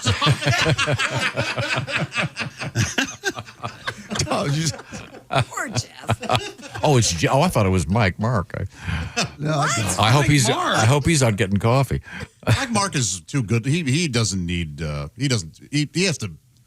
Women just. He's a happily married man, but that guy gets hit on all the time. Really? Yes, yeah. And those gentlemen really. Yeah, all the comedians. They're who's playing this week at Closeted? Can you imagine Mike and Alan? This is all very behind the scenes. I apologize, but them going out together. Oh, dude, if they went to like Those strong, quiet types. Oh, yeah. Jeez. Christy, don't you think if they showed up and you're like a bunch of your single friends were there, wouldn't they be like, who are these guys? Yeah. And Gotta watch out for the quiet ones. Well, now have we completed our sports broadcast? Yes, we have. Absolutely. I'm tapping out. Pat, do you have a song for that? For tapping out or being done with the sports game? Being done with the sports You game. got it, yeah, something like that. Sayonara. Well, I have a story that I think might lead to a song. Good. A cat survived a 100-mile ride atop a Pennsylvania family's van. Oh, that's great. According to CBS News, the DiNardo family was preparing to leave for a trip to New Hampshire when their cat, Ray Ray, hopped onto the roof of their van before they took off. Though the van hit speeds of 70 miles an hour on I-80, Ray Ray clung onto the vehicle's roof until the family stopped for gas and discovered the stowaway. That poor cat. I know. Oh. After having traveled so far, Ray Ray joined the family for their road trip, of course, this time inside. And never stopped clawing the driver. God.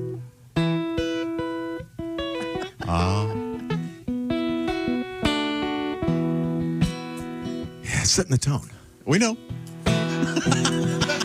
Why didn't you say anything during that long intro? What's your problem? I thought he was going to. He hated it. He was. Oh, I know he hated it. Is your I talker busted? What's going on over there? We took a trip to NYC with all the kids, the wife and me. Pack the car, seatbelts on, get some gas, and we're gone. We drove about 100 miles or so. We hear a muffled meow, Dad. We hear a muffled meow. And the cat's on the roof of the minivan. He's been up there since the trip began. Left outside, how could we forget? And that pussycat sure got wet, Dad. That sweet, sweet pudding got wet. Big ending.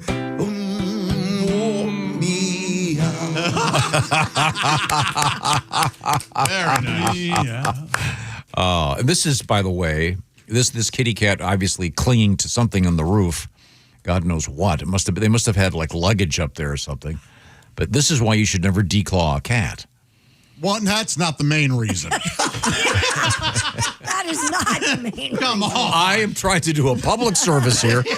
Don't declaw your kitty. Other than the fact anybody will tell you it's like your fingertips getting cut off. Yeah. I'm saying don't do that to your kitty. Right, but not because you're afraid they're going to be trapped on top of a van. Oh, fine. Okay, so you And they can't have anything to hold on. Yeah, with. you're the one with cats. I can see you Yes. going on one of your little fishing jaunts.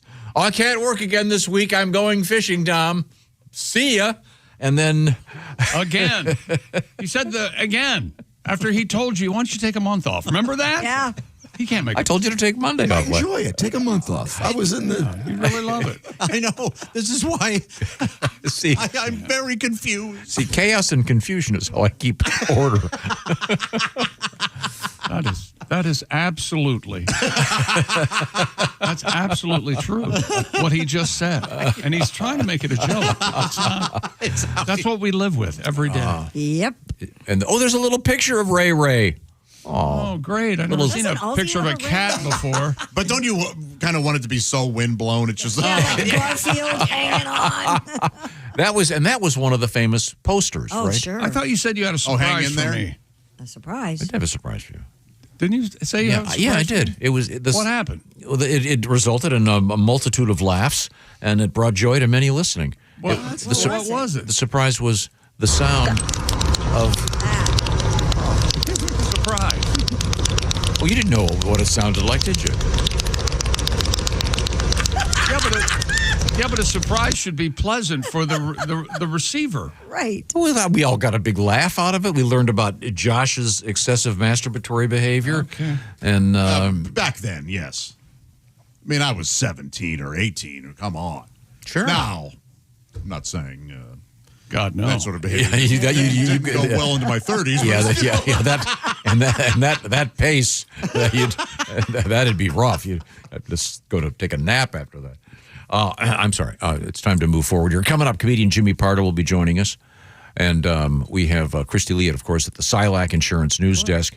We have a huge pubic hair in the news, or a story, I should say, not a huge pubic hair. That'd be One long unusual. pubic hair. Where's that? That's going to be in the Clarence Thomas Library. Oh, that is the anniversary today in history. Oh, Yeah. the famous "There's pubic hair in my I coat." don't know if it's the pubic hair, but this was on this date. I believe he was.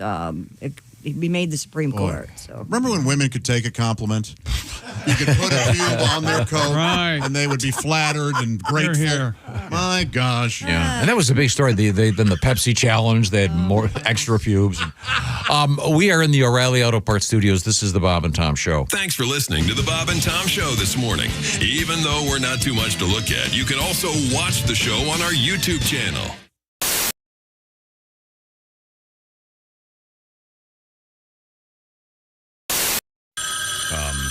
Oh, wait a second. I'll get that. Hello, Bob and Tom Show. Bob and Tom, it's Kenny Tarmac. Kenny. Hey, Shooter, I'd love to say we just landed, but I'm still driving. Oh. I know. Like I said yesterday, with all these spring breakers clogging up the airlines, I rented a car, making the most of my wizard number, but it's fair to say I've had my fill of Zone 4 people. I know. I just crossed over into IL from IN, and for once I didn't have to do a touch-and-go at ORD first. Oh, nice. I'm at a truck stop, and like most road dogs, I had to re-up on my supply of sugar-free Celsius and veggie straws, and I'd be giving anything to be in the Sky Club about right now, but unfortunately, my rental car has a nail in the tire. Yeah, I got to find a place to get my tire fixed. Yeah. I'll take a bird strike any day over this, but this is really going to set me back. Bob and Tom, hang on a sec. Let me ask this trucker if he knows a place to get my flat fixed around here. Okay. Excuse me, sir. I found myself in a predicament. My right front is low. Picked up a nail. Would you happen to know a reputable tire place around these parts? Oh, you've definitely got yourself a flat there. That's going to turn into a roll down occasion. Probably won't attend to it. That's why I roll on Goodyear tires. I don't use those commie brands. I wouldn't put those on a moped, but if you can make it up to Pete's Tire Center, you're only 2 miles away. I think it sounds good. Yeah, I'll try to find Pete's. What you want to do is take a left out of here. You're going to go maybe a mile and a half on the south side of the road. You're going to see a sign for Joe Gin Spa. Now, if you can't make it all the way to Pete's, be sure to stop in there. Hey, Todd, I've got to take this. I got to call on my burner. They may not fix your flat at Joe Gin's, but you're going to feel like they did. Here, I've got a gift card that's got $40 left on it. I haven't been in almost a year on account of my cholesterol being what it is.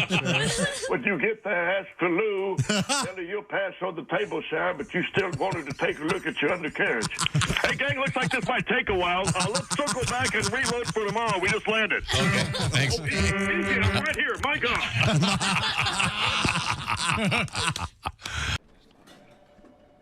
Hey, chick, what are you doing?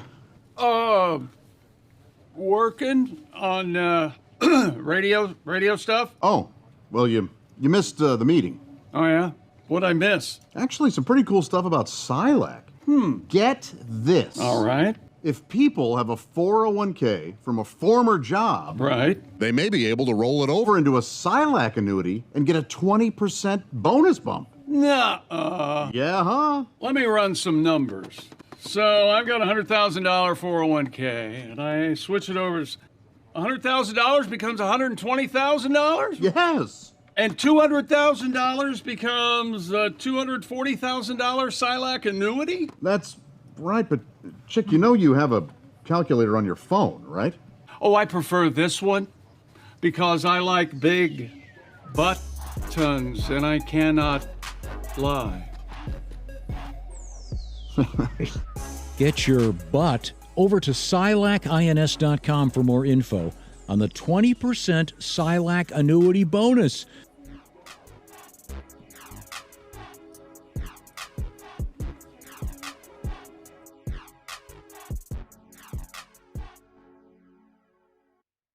Scientists used magnetic resonance imaging to measure the activity of the brain's emotional center when listening to a pianist in real time. When listening to a penis in real time. A pianist. I can hear the ocean. When did they change that, by the way? What? It was always pianist growing up. Now it's pianist, isn't it? I'd probably growing up. Oh, never mind. I saw one on a horse. That was the first time I saw one, and it was like first time I saw a horse one. I thought, my God. And then they also. Louisville. What's the old joke? No, I said a 5-inch pianist. Yeah. Yeah, something. What? No, what's the joke where the guy's in the bar and there's this little 6-inch kid? What? There's a 6-inch running around tipping over everybody's drinks. I don't want What? This guy's a 6-inch dick. Remember? Oh, that one I. Oh, you never heard that one? They listen. No, that's not the joke. You've got it completely wrong. Let me tell you something. That's the joke. Okay? That is absolutely. We all know no. nobody tells a joke like Chick. What Come the on. hell's going on? The bartender said. I wished for a 6-inch. I see. Yeah. Right? There's a little guy playing a piano. No, he's not playing the piano. Yeah. No, he's running up and down the bar, knocking over drinks. There are two jokes here. He's being a real dick. One is about a 5-inch pianist, and the other is about a 6-inch. Yeah. Oh, as I live and breathe, ladies and gentlemen. Look at a joke told. I'll never forget these Dr. Tom Whiskey. these three really little fellas. Yeah, 3 of them. A little tiny. Oh, real tiny. How tiny would you say? They're called little people. And that first one steps up and he goes, you know something? I bet I have the smallest hands in the world. Oh. Wow. Can you use one of your hands to turn Turn down your music down. That really helped us out. Ace, Then for we could God's hear sake, the turn joke. down the music. Not Ace. You ding dong. And so he sends it off to the Guinness Book of World Records people. Uh-huh. And he gets back a letter saying, you, sir, have the smallest hands in the world. It's official. This next little fella. Congratulations. This next little fella, and he's about this big. Yeah.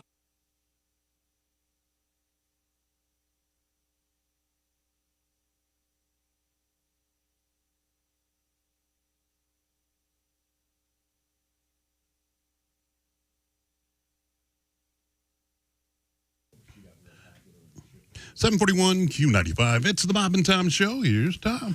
Well, thank you very much, Ace. We have a bunch of stuff happening at the same time. I'll try to make this quick. We've got Rush, our flyaway contest. You can see Rush in Toronto. That'll be next August, but get yourself up and running for that show right now and get all the details by going to Q95.com. And you can also access that with the iHeartRadio app if you're listening on that. Then also, it's Monster Cash starting in about a little more than an hour. It'll be your shot at $1,000 an hour. Brought to you by Indy Decorative Concrete. And you could win yourself $1,000 just like Bob Blahnik, Mr. Blahnik, $1,000 winner from Q95. Hey, welcome back to the Bob and Tom Show. We're in the O'Reilly Auto Parts studios. Christy Lee at the news desk. Howdy. Pat Godwin. Hello there. Josh Arnold. Hi. Josh is at the I Hate Steven Singer sidekick chair. There's Ace Cosby. Hello. I'm Chick McGee. And Tom, of course, as we come back on the air, is really, really busy. Just sorting through some stuff over here. I want to congratulate Mr. Evan Clem. Mr. Clem has won himself a $500 e-gift card to Steven Singer Jewelers. You'd have to name your daughter Clementine, wouldn't you? Ah, yes. Clem. Clemmy Clem.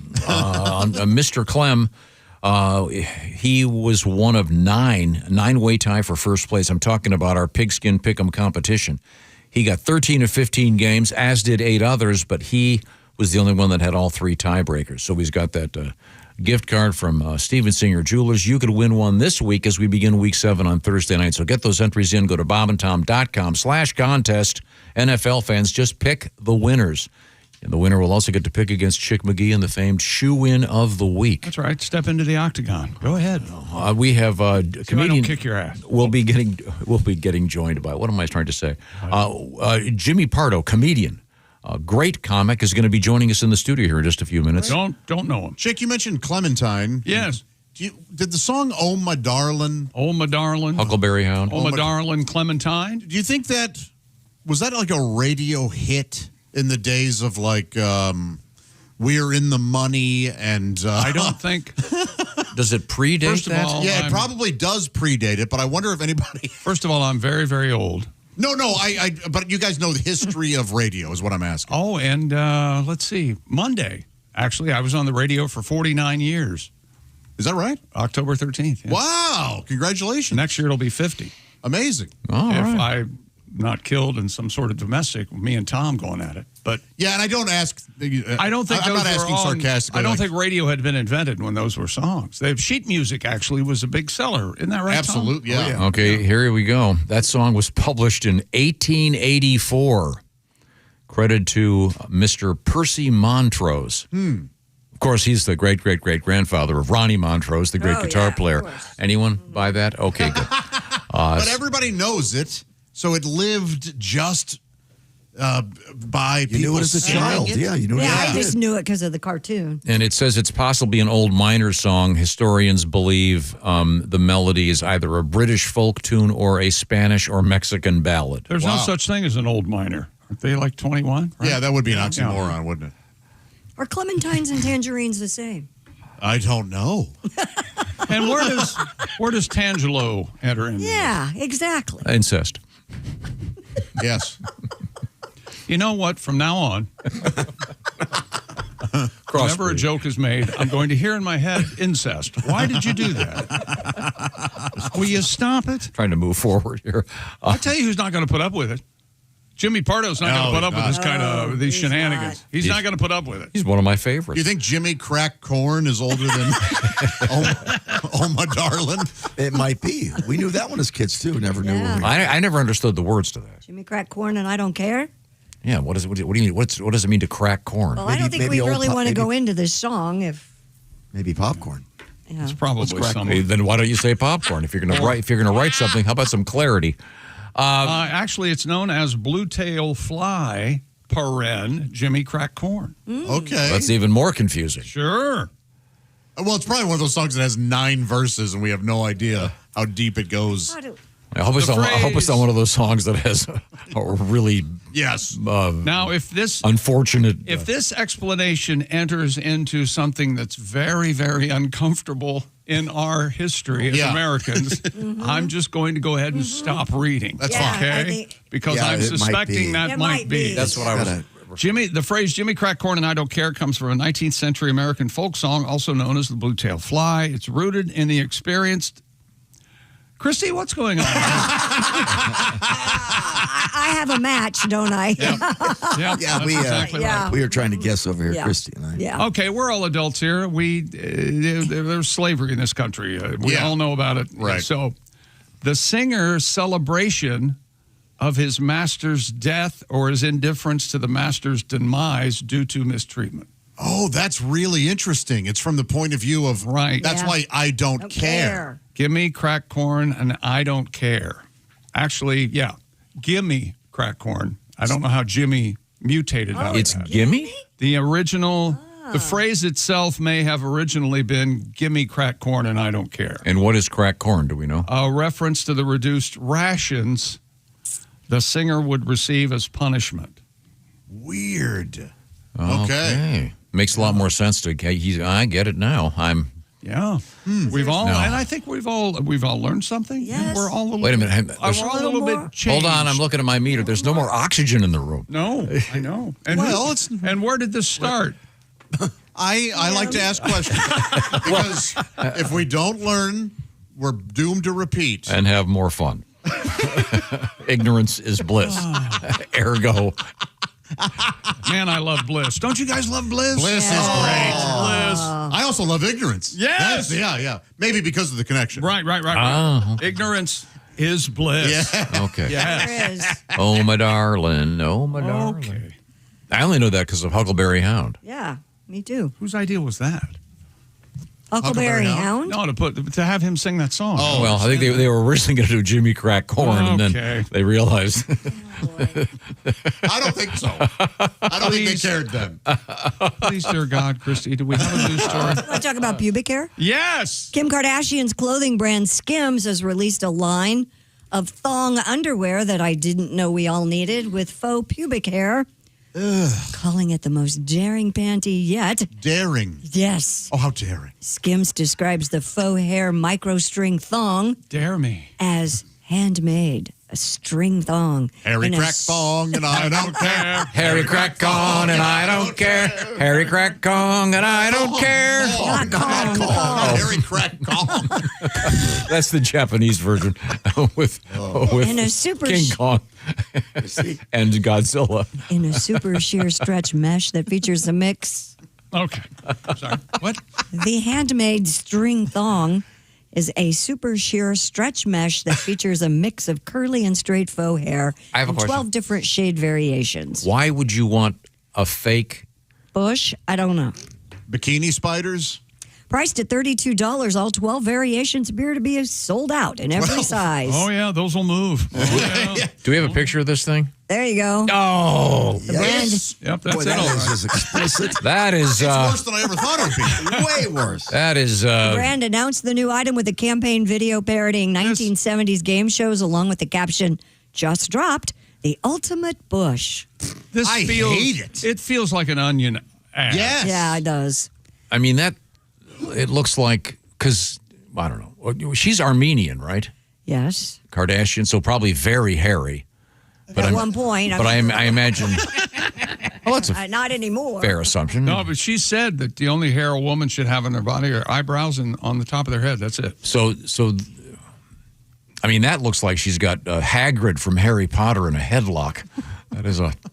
I mean, it is. A lot of bush. Some It's users- cousin it right below the Applauded right below Ms. the belly button, my dear. Kardashian's marketing prowess. Fans celebrated the underwear for being camp in the best way, while others described the design as outrageous. Are they all that? Are they all that bushy, or do they do like the landing strip? Or No, I think it says 12 variations. I would think that means shades, not not Right, shape. right. They don't do Yeah, like the not clitler or the. right. The what? Oh, that is very. That's all he wanted to do. That's all. The oxygen left the room when I said something. Yeah. Wow. That's what, he saw this story. That's the only thing he thought of, and he was. No, I driving thought toward it. I thought of the Hagrid, the headlock, the old Willie Nelson joke. That is so weird. Will this be purchased as a joke? I would think. Some probably, but others might go, hey, this is, if Kim says this looks good, I'm going to do it. Wow, Boy. that is. How about Why don't that? you just grow your own? Well, Hers is probably lasered off, right? Well, I'm not talking about hers. I'm talking about people who are buying this. Yeah, I mean, if Just you grow your own. It's easy to do. you really have to do nothing. Right. Exactly. Oh, wow. That is rough. Now, I was reading this article about people getting tattoos on their eyelids. You heard about this? Oh, my. Oh, yeah. You mean eyeliner? Yeah, they're getting. Yeah, of course. That's Done been all the around time, forever. Yeah. Eyeliner, Oh, that. eyebrows. Not like messages on no, their no, eyes. no, no. Not like eat me on Tattooed eyeliner and Yeah. tattooed eyebrows. Tattooed eyebrows. Me on Yeah. the- Now, do you suppose someone has done that? Tattooed pubic hair on themselves? Yeah. I'll bet they have, right? That'd be, you get the visual stimulation without the patooey. Depends on what your man's into, I guess. Is that a technical term? I hope that's the slogan. You know, there are people that are completely blacking out all their tattoos. I've seen that. Yeah. Yeah. Somebody famous. Machine Gun Kelly has done it, Yeah. and the tattoo lady that lives in Madison, Indiana now. That was on. Oh, yeah. Oh, Lydia? Oh, yeah. No. She had a TV Have you show. seen Yeah. Lydia, by the way? The tattooed lady? Montrese? Kat Is Von that D? it? Kat Von D. Yeah, there you go. That's it. Thank you. She's done that. So instead of having them removed, they just You make them. color them all out. Yeah.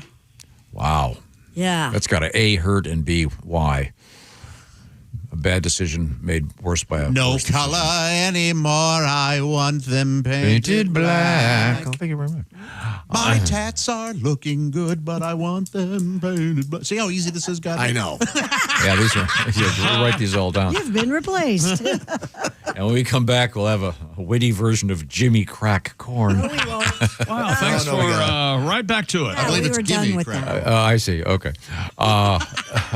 Well, we are awaiting the arrival of the great comedian Jimmy Pardo. Oh, he This is turned exciting. around 10 minutes ago. Oh, probably. Yeah, I can only imagine. Go back to the Also, it'll be Allie Breen with Sexy Time just around the corner from the O'Reilly Auto Parts Studios. This is the Bob and Tom Show. Want to share a letter or comment? Our email is bobandtom@bobandtom.com.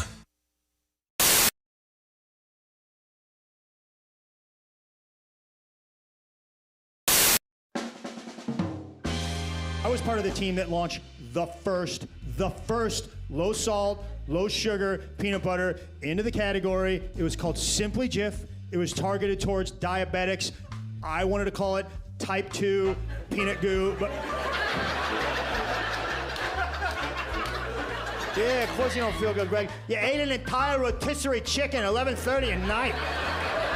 You shoved the whole thing in your fat face in 6 minutes, Greg. I think you ate the rubber band that holds a legs together. I mean, come on. My birth certificate? That document is 54 years old.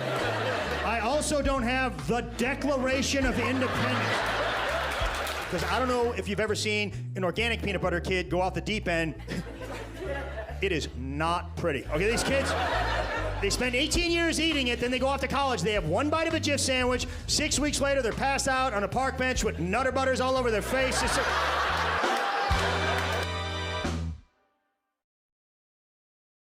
But yeah, we're going to do one right now. This is a song about, some things that kind of went wrong a while back. Oh. Completely original number. Hope you like it. No more Mennonite guy. No more watching MTV. No more Mennonite guy. They said, get down on your knees.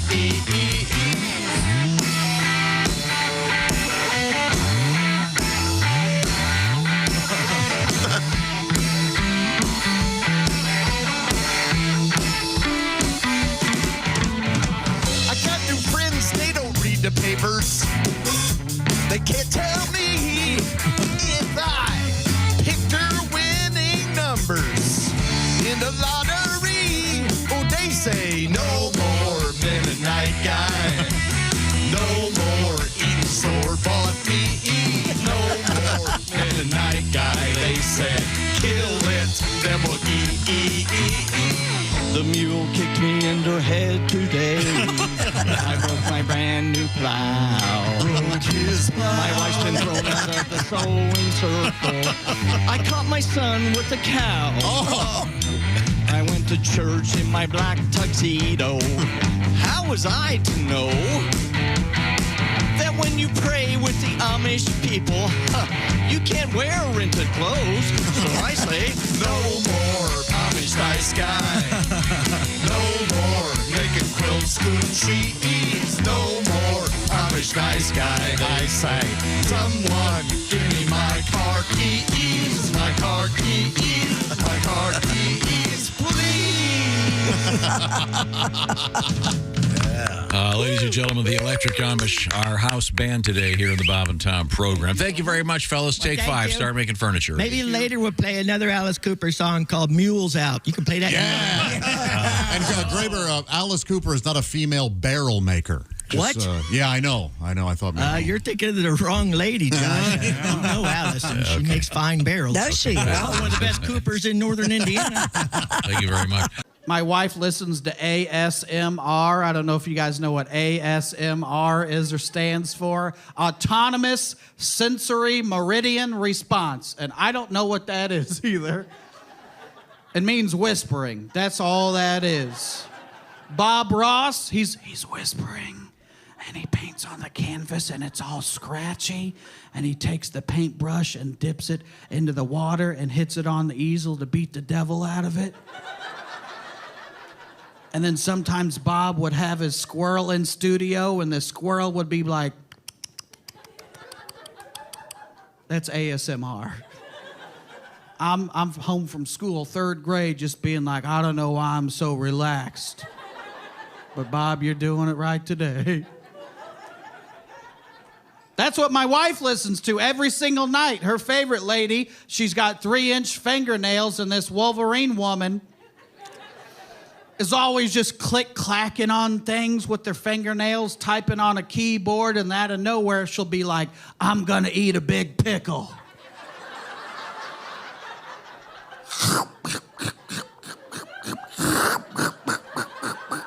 And I'm like, I'm about to fall asleep right now. Turn this off, I'm driving. We're talking with comedians Mark Klein and Nick Griffin. Nick, anything new in your life? Well, no. I mean, I'm just out there, trying to make it work. I think you got to try to enjoy yourself. Obviously, I'm a positive guy, very optimistic. I've noticed that. That's what I like about you. Yes, I feel Is this like, your New Year's resolution? Yeah, I feel like 2010's your year. No, I need to be more realistic, and I feel like you got to enjoy yourself in the moment because in an hour a day, a week, it's all going to suck again. Because that's life, right? Good, sucky, sucky, sucky. You say that in Japan, and you're going to have a great time. It's true. It's just hard adjusting to the sucky part of life because when you first get to Earth, everything's sweet. When you're a baby, everyone's kissing your ass, hugging you, feeding you, and then boom, acne, erections, calculus.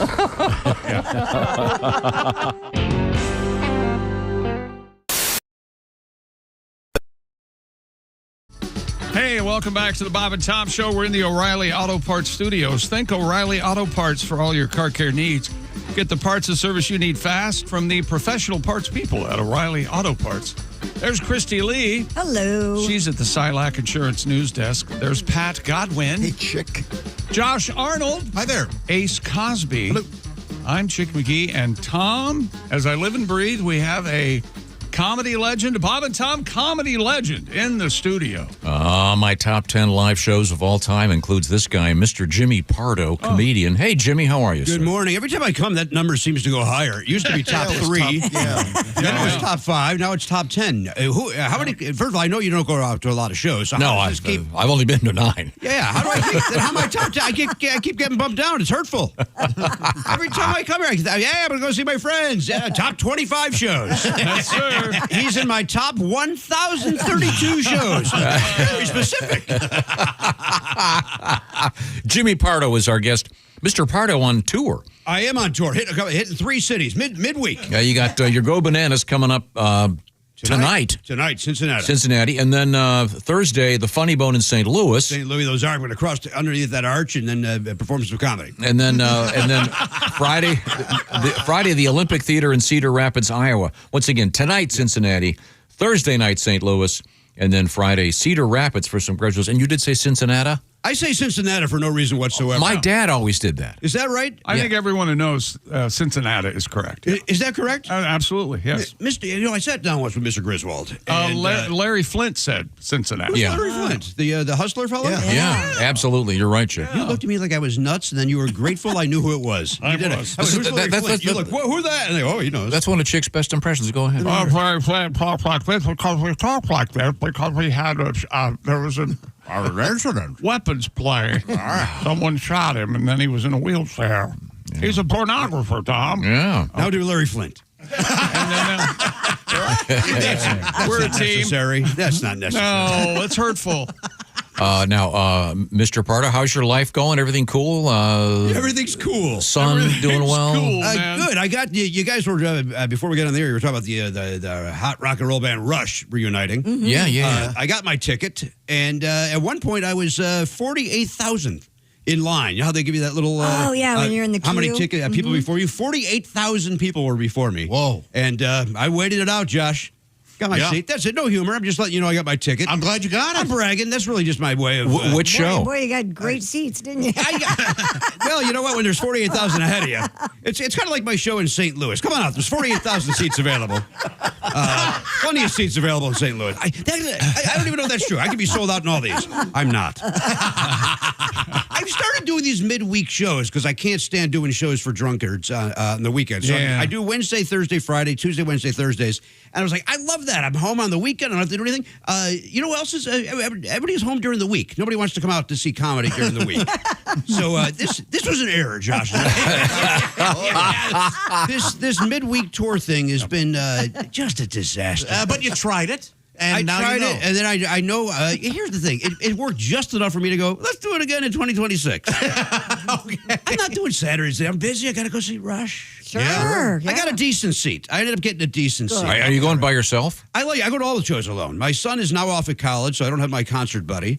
And my wife can't stand classic rock, so I go by myself. And then I don't want to go with anybody that I got to worry if they're having a good time. Mm-hmm. I go alone, and I show up when I want to. I leave when I want to. And I don't have to worry if the person next to me is like, I hope they're enjoying subdivisions. I couldn't agree more. And I was mentioning the fact that Rush tends to have a largely male audience. Yeah, you want to know what a bigger one? Michael Schenker. Go see Michael Schenker. You won't see a woman for miles. Yeah. Or go see Liza Minnelli. Well, sir, that's hurtful to He said, sir. Josh, fun fact, and you pick any number between 1 and 50. How many times has James R. Pardo Jr. seen Liza Minnelli in concert? 6. Twice, I say. Well, that fun ended at 6. All right. Nobody's ever been spot on before? Well, that was disappointing. What a letdown that lottery. Give us a call, 591-ROCK, 591-ROLL. Let us know if Josh is right or wrong. God bless it. How do you I love your T-shirt, by the way. I'm a big Jesus Christ Superstar fan. You're right. I just saw Superstar at the Hollywood Bowl. Did you? With Cynthia Erivo played Jesus and Adam Lambert played Judas. Okay. Boy, that didn't cause controversy, did it? Well, luckily it was Los Angeles, Josh. So yeah, true. Yeah. There were still some people that were confused. Well, but that's a lady. That's a lady. Why is a lady playing Jesus? I don't know. Why is a gay man playing Judas? What's happening? I don't know if I can leave my trailer. Yeah, it was wonderful. It was amazing. It's my second favorite musical. I love it. I love it too. Oh my God, I love it. Absolutely love it. And what's your Ted favorite? Neely, man. Who? Ted Neely. Great Ted Neely, who's my height. Is he He's really? a tiny man, Jesus. Ted Neely, didn't he play the original Broadway production? And then he was in the movie. And isn't he still doing it? Yeah, he's not doing it. He tours and does the sing-alongs when they showed the movie at the. And that's where I met him. I just recently met Ted Neely. Oh, cool. And I insisted we went back to back because I got to see how tall he was, and so he comes in at 5'4". Oh, he's a tiny man. No Ted. kidding. I did not know that. Yes. You don't think he shrunk over the years? Well, we all get shorter as we get older, and I think Ted Neely's he's got a Dorian Gray situation going on. He's been alive for ever 150 Yeah, years. I think you're Is there- right. Tom, do you think Ted Neely's a vampire? Tell me your thoughts. Who did we see doing? We saw. We saw Sebastian Bach. Oh God. Sebastian Bach, the rock star. Why did we all ended up at that together? Yeah, Why we was did. that? Because Bob's brother was in it. Oh, Yeah. that's right. Peter was in it. Yeah, Bob's brother was in it. That's right. He was Judas. He was amazing. Oh, I imagine he was great. And you're telling me that Sebastian did not do a good job in the lead role of Jesus Christ? I was in the audience and I said, I hope they crucify him. They crucify him before the intermission, so I can go home. And Tom meant to say that in a hushed tone, but he didn't. Oh, And everyone around us heard him. Yeah, and we all laughed. It was a good line. But I'm glad. It's a good line. If Sebastian's Baz is a good guy. No, I have a question. Yeah, this is a two-parter. Part one. Okay, part A. Part one. Yes or no? Did you buy that shirt at that production? No, I did not. Bought it on tpublic.com. Use promo code Pardo. Question two. By the way, I don't know if that's accurate. Question two. Did you wear that to the show? Yeah, that part I did do. Yeah, Okay. I bought the shirt for to wear there. I like to. I know that some Jeremy Piven movie said don't wear the band's shirt. Yeah, exactly. So, where else would you wear it? Then? I know. I don't agree with it at all. You're exactly right. If you can't wear your, I don't know, Def Leppard shirt to the Def Leppard show, then wear, Josh. Yeah. Def Leppard should have both sleeves. What do you think? Just the one. Okay. That's all you need. Tell me your thoughts. Somebody wrote online the other day, if you play air drums with both hands in Def Leppard, you're a jerk. You're just throwing it in the guy's face. Yeah. It's rude.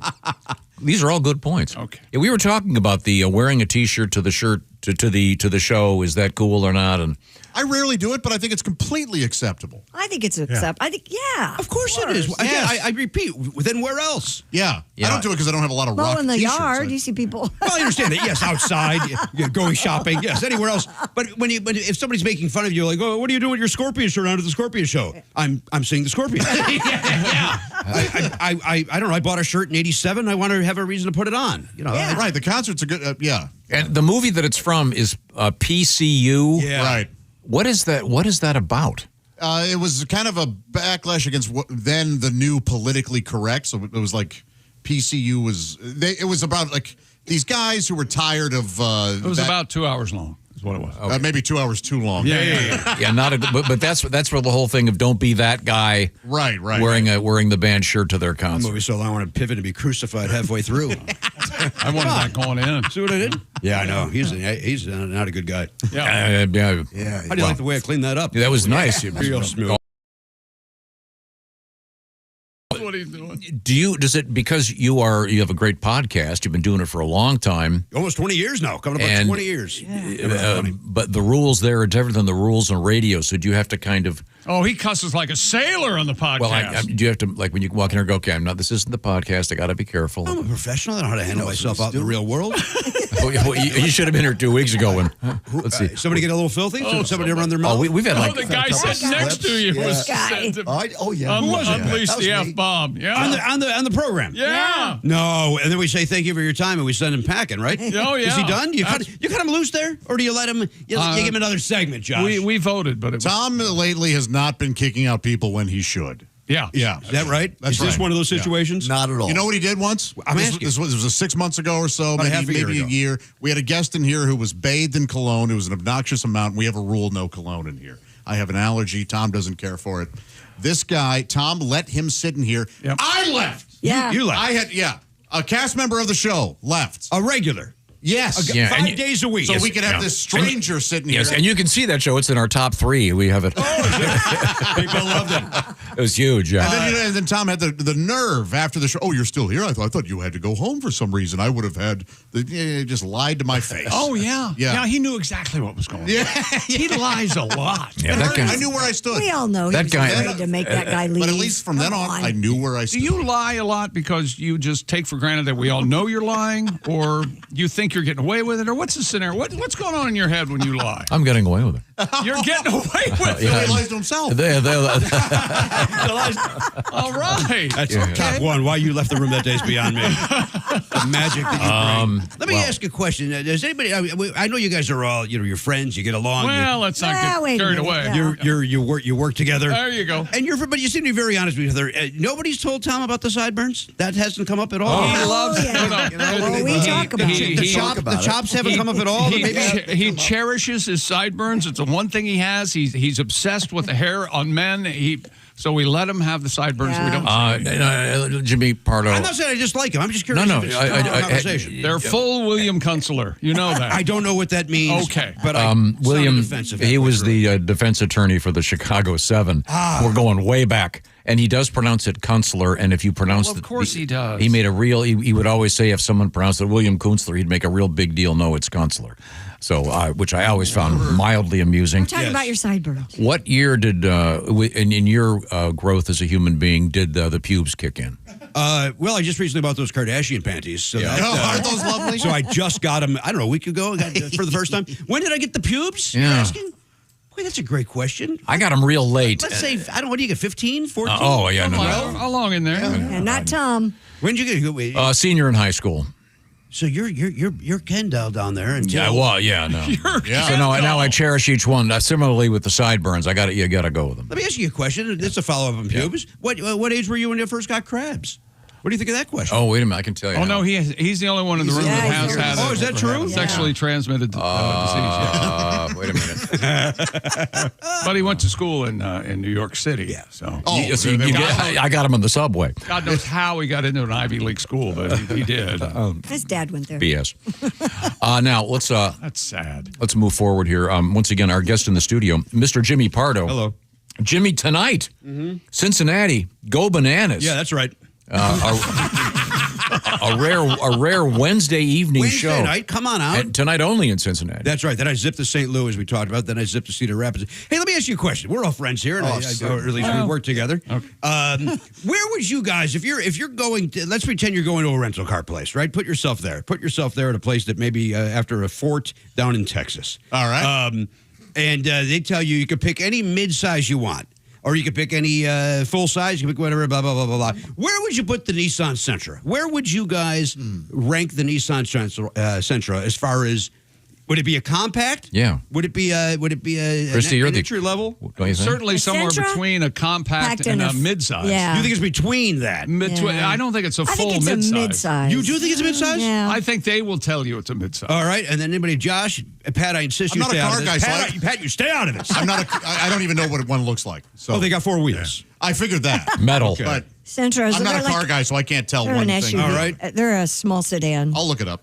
Like Josh, I don't know. You don't know either. What was it? They call it a midsize, and I refuse to believe it. You think it's a compact? I think it's a compact. I got in it, and I was like, hey, it's only got 2,000 miles on it, so it's brand new, and that's why I chose it in the midsize lane. And but as I'm driving, I'm like, there's no way this is a midsize. Not a bad looking car. No, it's not. Well, I'm not buying it, Josh. I'm just going to zip around in it for a few days. I don't know if you go to Cincinnati, St. Louis, Cedar Rapids, through that arch. Isn't it go Sentra Altima? Is it the Altima after?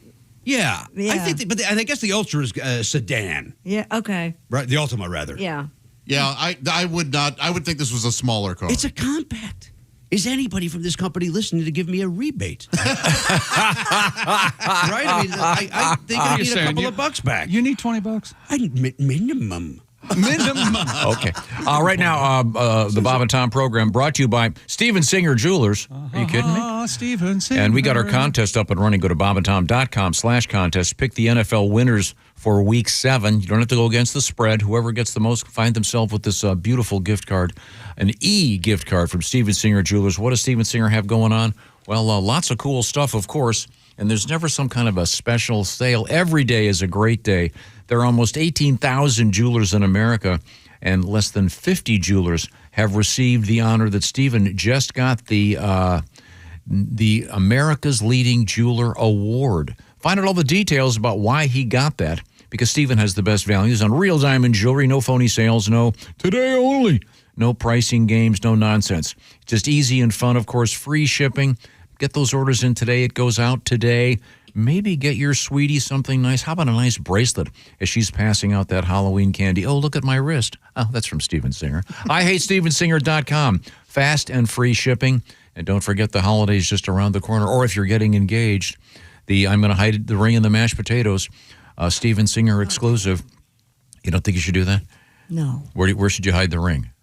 You don't need to hide the ring. Leave it in the box. Get down on one knee. That's simple as that.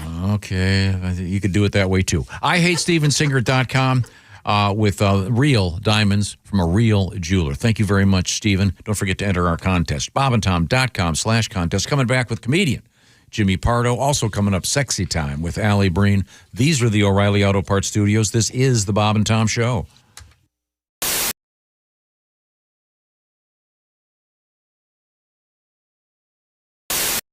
Now I know we're gonna try to do the big orchestrated version of Fred at some point. Are we? And we doing that now? Okay, so we're getting the. Are we ready? The official. Y'all just tell me. I'll go. We got the official Fred. Are the Fred singers out there at this point? We have to get some singers out here for this one. This is a song. This is actually the first experience that Rodney had with the Bob and Tom Band and Orchestra, and we brought Rodney in and did a recording of this song, which ended up being what the deal that got Rodney his record.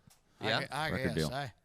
deal. I can remember the first time I did the show, and I did like 2 hours of this, and of everything I knew. And then I remember you asking me, well, you got anything else? And then I said, I got this stupid Fred song, and then that was the thing that kind of stuck. And out of all the things, and if I don't sing it, by God, I hear about it too at the shows. You son of a bitch, I drove 400 miles. Here you sing the Fred song. Looks like you're going to be doing it a cappella in my pickup truck. How many of the Fred singers do we have out there? Do we just have Wendy? Because we have no idea where the Fred singers are. Well, there's one. Okay. I'm not sure there is any. Okay, well, I know I can sing part of the Fred song. I can do it from right in here. Okay. You wanna, sure. Fred. Got That's it? right. Very good. We can all sing. I think we all know this one, so everybody sing their Fred part. Willie got to a town. He met a woman in a nightgown. She was wearing a brown belly brand. Well, her name was... I didn't know what her name was. I got you, didn't I, boys? Listen, let's stop for a second. I didn't know what her... You guys want to try that again? I didn't know what her name was. So it's like Haywood meets Rodney. I think I waited a little too long to come in on the end there. All right, hold on. Well, when we got... Didn't know what her name was. I didn't know what her name was, so we just called her Fred. There we go. Oh, now Fred's riding, Fred's riding, Fred's riding, Fred's riding, Fred's riding, Fred. That song was written under the influence of alcohol and a few other things I can't tell you about on the radio. Had you been drinking alcohol at the time of hearing the Fred song, you'd be, well, I should say by saying that alcohol has a tendency to make you think things are actually funnier than what they really are. Had you been drinking alcohol at the time of hearing this Fred song, you'd be laying on the floor right now laughing your ass off. Saying the same thing I'm saying. Why the hell's he singing the Fred song? Fred. Okay, do the Freddy. Boy, that was just in pieces. Hey, chick, what are you doing? Working on radio stuff. Oh, well, you missed the meeting. Oh, yeah? What'd I miss? Actually, some pretty cool stuff about Silac. Get this. All right. If people have a 401k from a former job, right, they may be able to roll it over into a Silac annuity and get a 20% bonus bump. Nuh-uh. Yeah, huh? Let me run some numbers. So I've got a $100,000 401k, and I switch it over. $100,000 becomes $120,000? Yes. And $200,000 becomes a $240,000 Silac annuity? That's right, but chick, you know you have a calculator on your phone, right? Oh, I prefer this one because I like big buttons, and I cannot lie. Get your butt over to SilacINS.com for more info on the 20% Silac annuity bonus.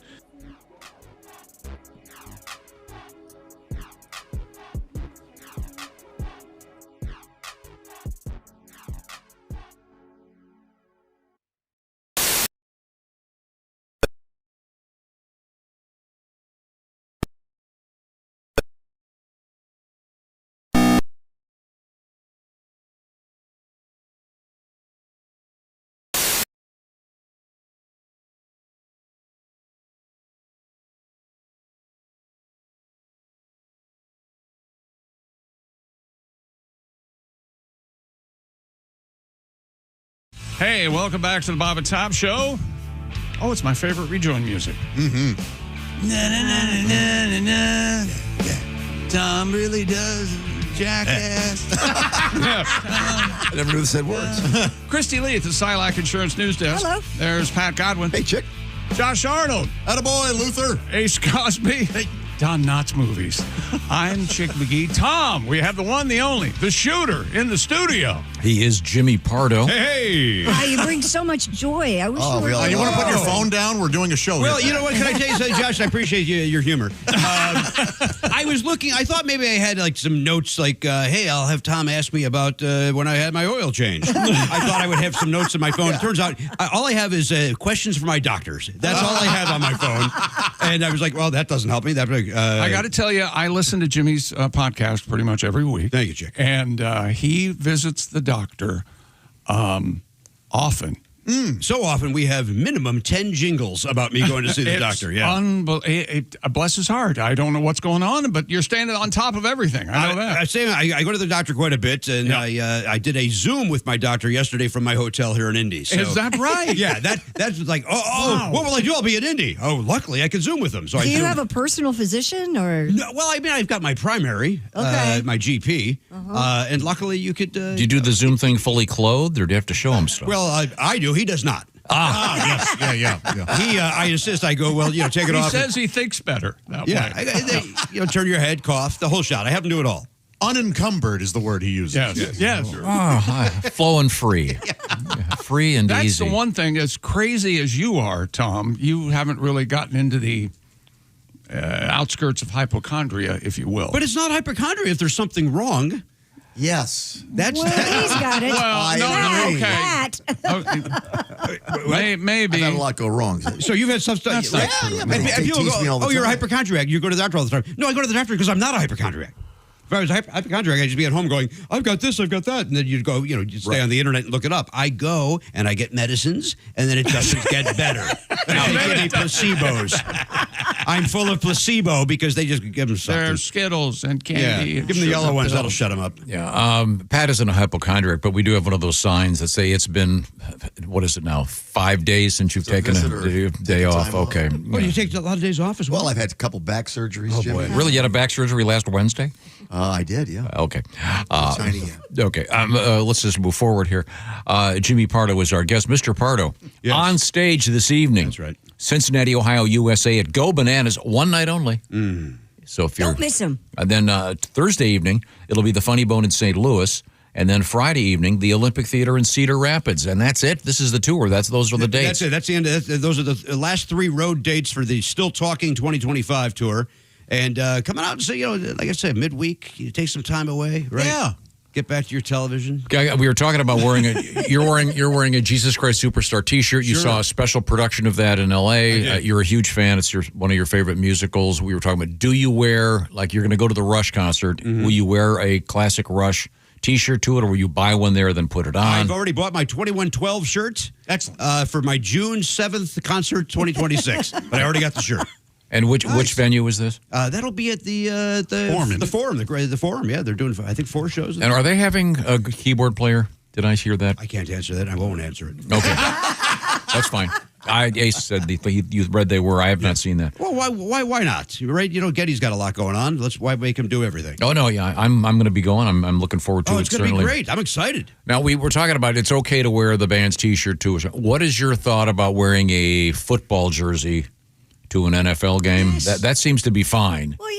Of course. That's okay. You're okay. But like Jimmy said, where else would you? Yeah, I really think this thing is it's just made up. It's just no one another is reason following that true. We should do away with Jeremy Piven. There's no one's actually listening. Now, Josh, I agree with that, but I will also then get texts or social media. Look at you! Like if I post a photo of me at the concert. Oh, you wore the shirt to the show, huh? Like, gee. You saw one movie, right? With an A- actor giving a line. Yeah. Now, as you know, I'm densely populated, and my one of my young girls was wearing a Nirvana T-shirt. Yes. And I've been talking about this a lot. And I said, do you know what that means? No. Can you name any of their songs? No. And but what do you think about that trend? The number 1 T-shirt right now in America is Nirvana. Yeah. And a lot of people wearing it. They have no idea. I'm not a fan of that. No. It's everywhere. It's a lie, isn't it? You're living a lie. You're wearing a lie. Yes. I tried to give my son a Marillion shirt, the band Marillion. Wow. And he said, you own one of those. I own many. You're the one. Do you sing Kaylee? And what a beautiful song. It right? is a beautiful song. Kaylee. That's my version. Not many people are requesting it. That's gorgeous. But his reason for not wearing it was, Dad, if anybody says to me, what's that? What song do they do? I don't know, and I feel like a fraud. Good, I agree. He will not do it. No, we did have this. Man of integrity. We got a nice letter from a teacher who had noticed that a lot of the students were wearing old shirts, but he found this to be true. The heavy metal shirts, the boys were wearing heavy metal shirts. They knew the band and they knew the repertoire, but not like there'll be a Grateful Dead T-shirt on a 9-year-old. They have no idea. That's just some hipster parent, right? Yeah. Just throwing their shirt on their kid. Yeah, right. Yeah. Something I swore I'd never Probably. do. Here's my Marillion shirt, son. Wow, one good song. No. Let's not talk stupid. They got a lot of good songs. Oh no, I'm just saying. They got one you know. Yeah, exactly. Man, I'm not familiar. How do you spell it? Standard spelling. Marillion. All right. What does the shirt look like? Is it good art? It's their logo. Is it good art? Well, I mean, there are bands who have great artwork and terrible albums. I mean, think about some of the albums in the history of Give me classic an example of rock. that. Great album cover, bad album. Give me a. Oh, wow. The Grateful Dead have a couple real dogs that have really nice covers on as it. opposed to the music. Well, that's Grateful Dead, yeah. Give it some thought. I'll come this up. was your I'll come premise. up with. Don't get mad at me. True enough. I just was following up. I think. I mean, the great band Chicago. I mean, like just a big number in the front. Well, here. Okay. Here's the funny one of that. I don't think any of them have a number on the front. So back at you. That's true. They don't need the smoke and mirrors of cover art to. I like the one that looked like a chocolate bar. Oh, that's 10. See? See? Actually, Chicago 21 does have the number on it. My apologies.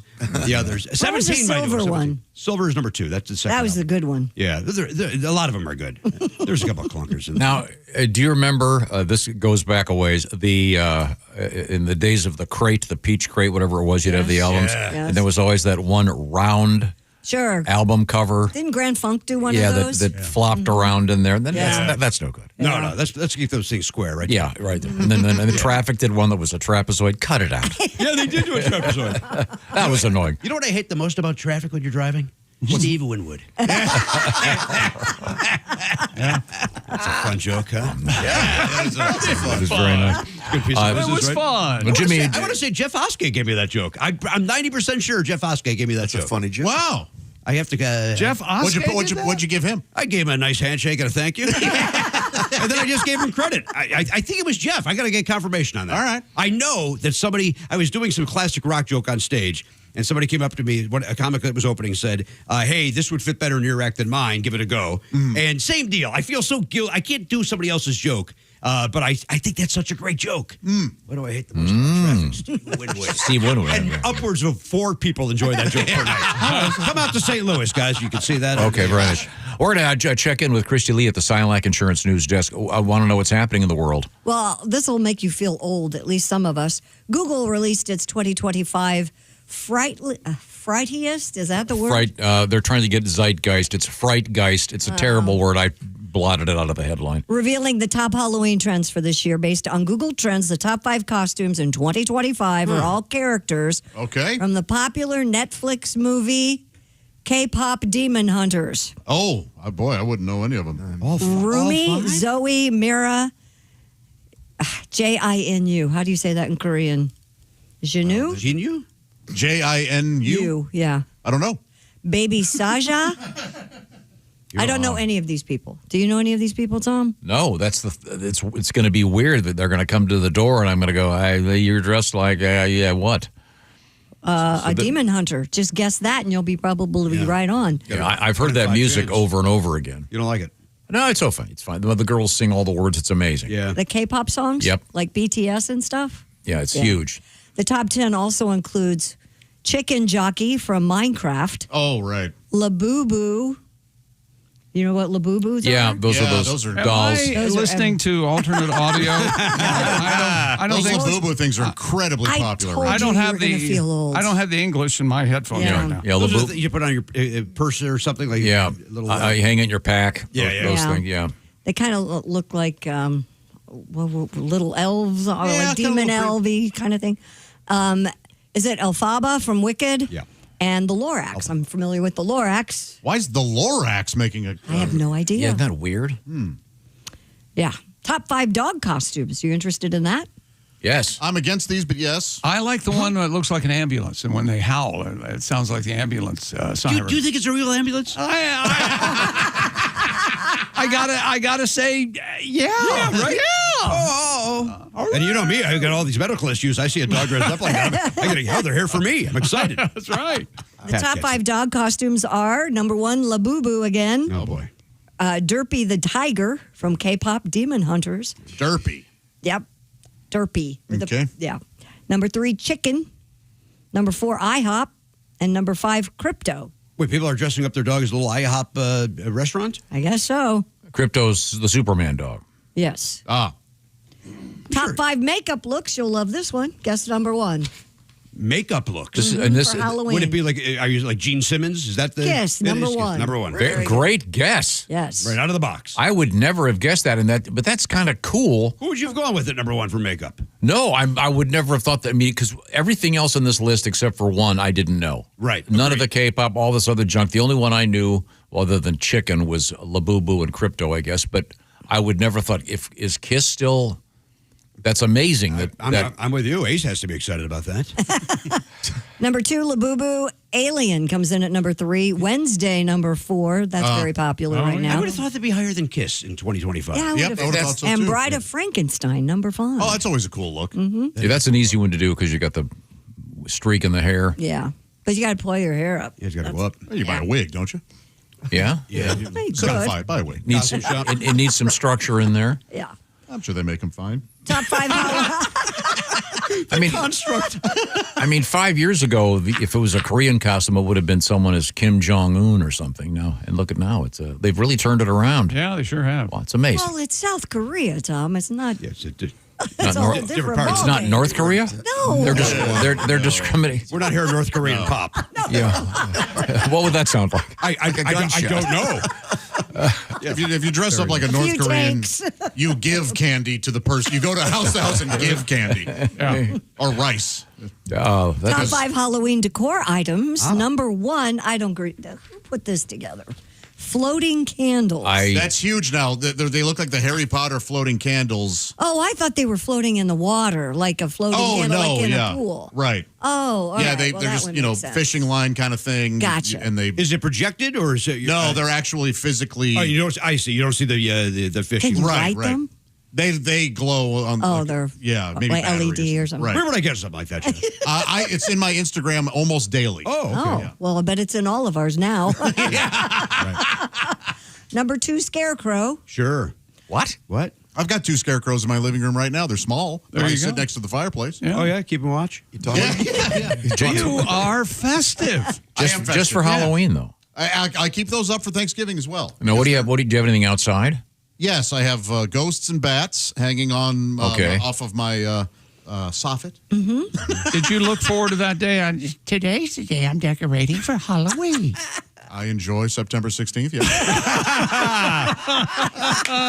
Josh, I don't know. I know nothing about you, and I'm going to keep. I'd like to keep it that way, with the exception of this question. I don't know you. Do you have roommates? Do you have? Are you married? I'm single and I live alone. You live alone, and you still decorate. Oh, it's his own home. Like a spinster. Oh yes. Oh yeah. I love it. I'm not kidding. You thought this was going to go negative. I enjoy having a house that looks like a woman decorated it. Good for you. Yeah. Huh. So you do Christmas as well? I do. When does Halloween come down and Christmas go up? When do you make that decision? I'm pretty strict about this. Yeah. And even though I love Halloween, November 1st, they're gone. What about Thanksgiving? And then Thanksgiving comes in. What about those scarecrows? You talked about them being through Thanksgiving. Those will go through Thanksgiving. Do you put costumes on the scarecrows? No, they're already costumed. They're traditional scarecrow garb. Sure. No. What you should do is put a costume on the scarecrow. I see. And then when November 1st comes, then he always thinks he's got such a better idea. Yeah, it is a much better idea. This time I think he's right. I mean, I usually agree with you that stop talking, but yes, we talked about it. This time he's right. Put a little costume on those guys, like Eddie from Iron Maiden. He puts on like a little jersey for the city he goes to when he comes out. Put a little costume on. November 1st, costume off. Now it's Thanksgiving scarecrow. Not a bad idea. I'm with Tom. No, I will never say that again. Leave the pumpkins out.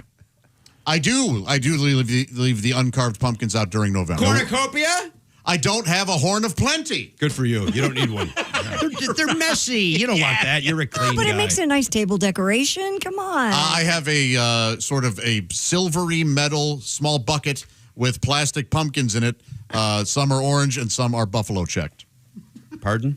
Buffalo checked as in red and black or black and white? Yeah. Oh, okay. You know, I've known you for a long time, and all of a sudden I have no idea who you are. Do you have a dining room and a kitchen, or do you just have the one? You have a dining room table?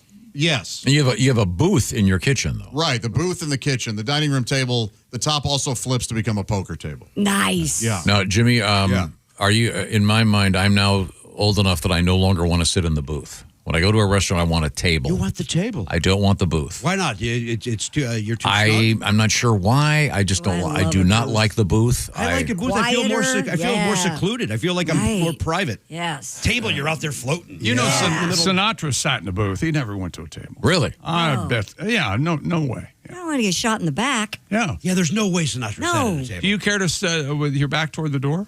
Do you care about that or not? That's big for me. Big for my husband. Are you in the too. mob? Why is that a concern? He cannot have his back to the door. Got to see the door.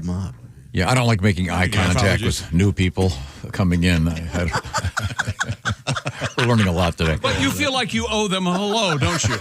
You egomaniac. Time now to check in with Mr. McGee. Yes, let me tell you about Simply Safe, the do-it-yourself home security system I have at my compound, and you should too. We trust Simply Safe here in the Bob and Tom studios. And, Simply Safe has changed the game as far as home security goes. They can actually stop a crime before it starts. They take action while a criminal is still lurking outside your home. The moment someone steps onto your property, Simply Safe's AI security cameras identify the threat and alert Simply Safe's professional monitoring agents. The agents take action, confronting the criminal, and if they need to, trigger sirens, spotlights, and dispatch the police. Unlike other systems, Simply Safe doesn't need you to see the alert and confront the intruder yourself. Oh, no. With their 24/7 monitoring agents, it's like having a security guard stationed right outside your home. I use Simply Safe. You should too. More than 4 million Americans trust Simply Safe with their home security system every day. And Simply Safe also has a 60-day money-back guarantee and no long-term contracts. And right now, listen to this deal. Bob and Tom listeners, save 50% on a Simply Safe home security system at simplysafetom.com. That's simplysafetom.com, 50% off. There is no safe like Simply Safe. Thank you very much, Chick McGee. Coming up, we're going to hang out with comedian Jimmy Pardo. We've got Sexy Time with Allie Breen on the way. Today in history when we return. And I'll also remind you, Mr. Pardo, great stand-up comedian. And a very fine podcaster, but it's stand-up tonight in Cincinnati. Go Bananas, one night only, then one night at the Funny Bone in St. Louis, Thursday evening, and then Friday evening, the Olympic Theater, Cedar Rapids, Iowa, for some great live stand-up comedy during the week. It'll improve the rest of your week if you go tonight or tomorrow. Yeah. Right now, we are coming right back to the O'Reilly Auto Parts Studios. This is the Bob and Tom Show.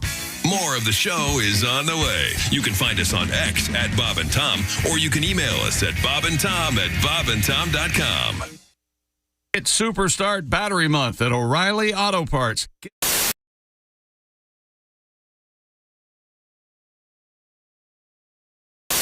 With us in the studio now, two comedians. We are joined by Jimmy Pardo.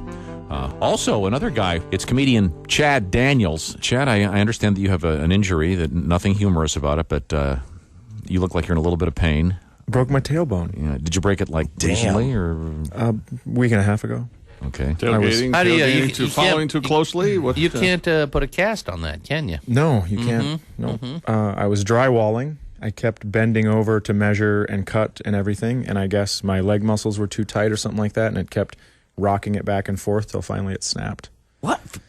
You didn't even hit it on me. I didn't hit it on anything. From bending over, and that's the kind of shape I'm in. What does that tell you? Wow. Never heard of such a thing. Yeah, the doctor said it happens a lot to pregnant women, which was really awesome to hear from your doctor. Are your breasts tender? No, they're You're not. the first man for that to happen to. Was it? Wow. It sounds like it was incredibly painful. It sounds like it is Yeah, painful. my wife actually couldn't sit down for a while. Sympathy pains. What? Hey! What? Nailed it! Ding, ding, ding, ding, I thought ding, we said there was ding, nothing funny about this. Ding, ding, ding, Wait a minute, hold it. Yeah! Hello, Friday morning. Hello. Yeah. It's time for the air base. Ooh, here we go. Do you know the lyrics? Little red button. Hey, hey.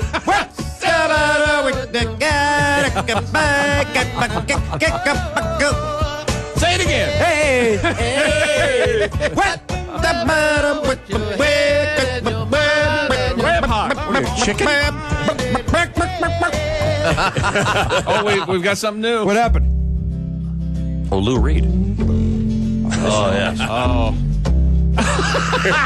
Jimmy Pardo on the air base, ladies and gentlemen. Like you just don't care. Yeah. Oh, you know, I go this way. Now suddenly it's in a stand-up acoustic. Oh, that's new. Yeah, right. I like that. Very nice.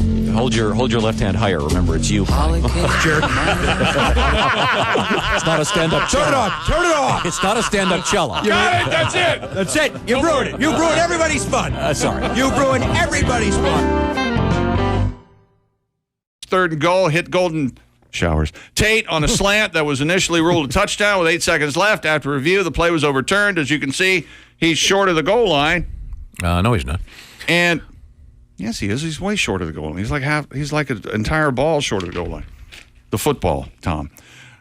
So that with 8 seconds left, they had to stop play, look at the review. But then, due to a rule that causes a 10-second runoff when a clock is stopped by officials and then restarted, the game ended. What?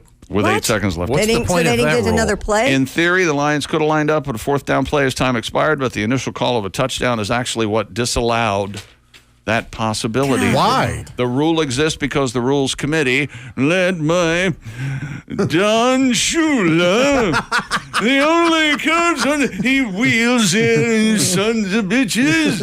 I hate all you young mother...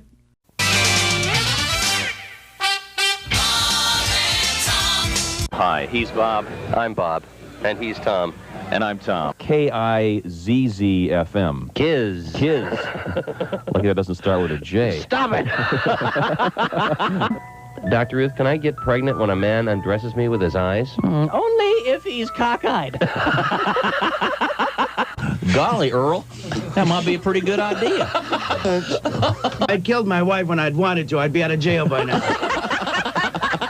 Dr. Ruth, when I'm dancing, what part of my body should not move? Your bowels. I got some DAP butt crack filler putty back here. We'll just fill that crack right in there, Bob. Comedian Tim Allen. Oh, God. Using laxatives and a rectal scope, doctors were able to collect evidence over a period of 4 days. I must have one. Rectal scope is a mouthwash. Your color's back to your face? Oh, I was gray this morning. So is yours, Tony. Tony, you're... I'm sorry. Thank you. I've got to go. You're gaining weight. My wife, when the first time she was pregnant, all I saw of her for 9 months was her ass hanging out of a refrigerator. And if you believe that, I can't say that. Bishop Emeritus Frederick W. Freaking, who headed the Roman Catholic Diocese. That's his name. He was 85. Did they have to pull the freaking plug? Hey, boys, this is the Pope. It's the Pope! I gotta go to the freaking funeral. Frigamall Records, the same people that brought you the all-bass Christmas album, Amazing Bass, are proud to present Jimmy Pardo's first solo project, Nothing But Air Bass. Hi, I'm Jimmy Pardo. You know, there's nothing cooler in rock and roll than the bass. And these songs are so cool, I don't even need a bass.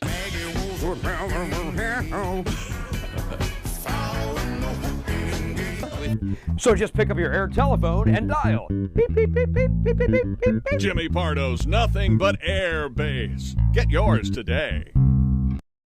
Girl, the food was great. The company even better. Why sit here all night long, going on about the weather? I know it's our first date, and good girls gotta wait. But I just turned 83, and you said you're 78.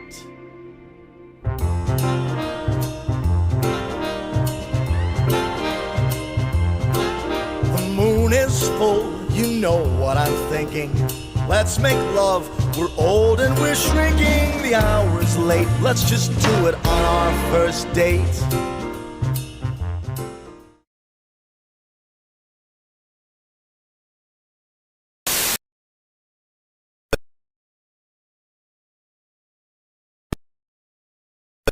To the Bob and Tom Show. We're in the O'Reilly Auto Parts Studios. There's Christy Lee at the Silac Insurance News Desk. Hi, Chick. There's Pat Godwin. Hello.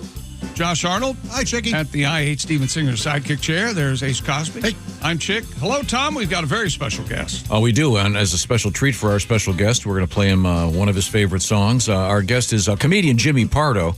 And ladies and gentlemen, a little bit of Marillion. You remember this band? We were talking about Marillion a few minutes ago. I'm unfamiliar. This is the big hit, right? Yeah.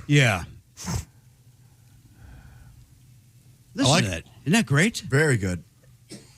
Long intro. Tom hates it. Yeah, but no, I love. This is a good song. We played this a lot. Get to the lyrics. Come on. What, you have nothing to say? You got the studio. How about now? There we go. That nice?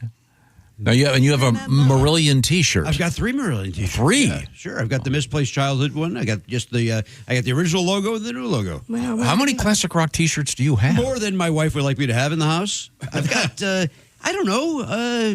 Dig this. I put them in my drawer alphabetically. Oh, okay. I fold them and then in that way that what's that woman's name? Marie Kondo or whatever her name is. I fold my shirts the way she recommends. This way. What do you got? AC/DC there when you open it up? I believe ABBA comes up first. Okay, all right. I was going to say OCDC. If you're, that's hurtful to me and my neuroses.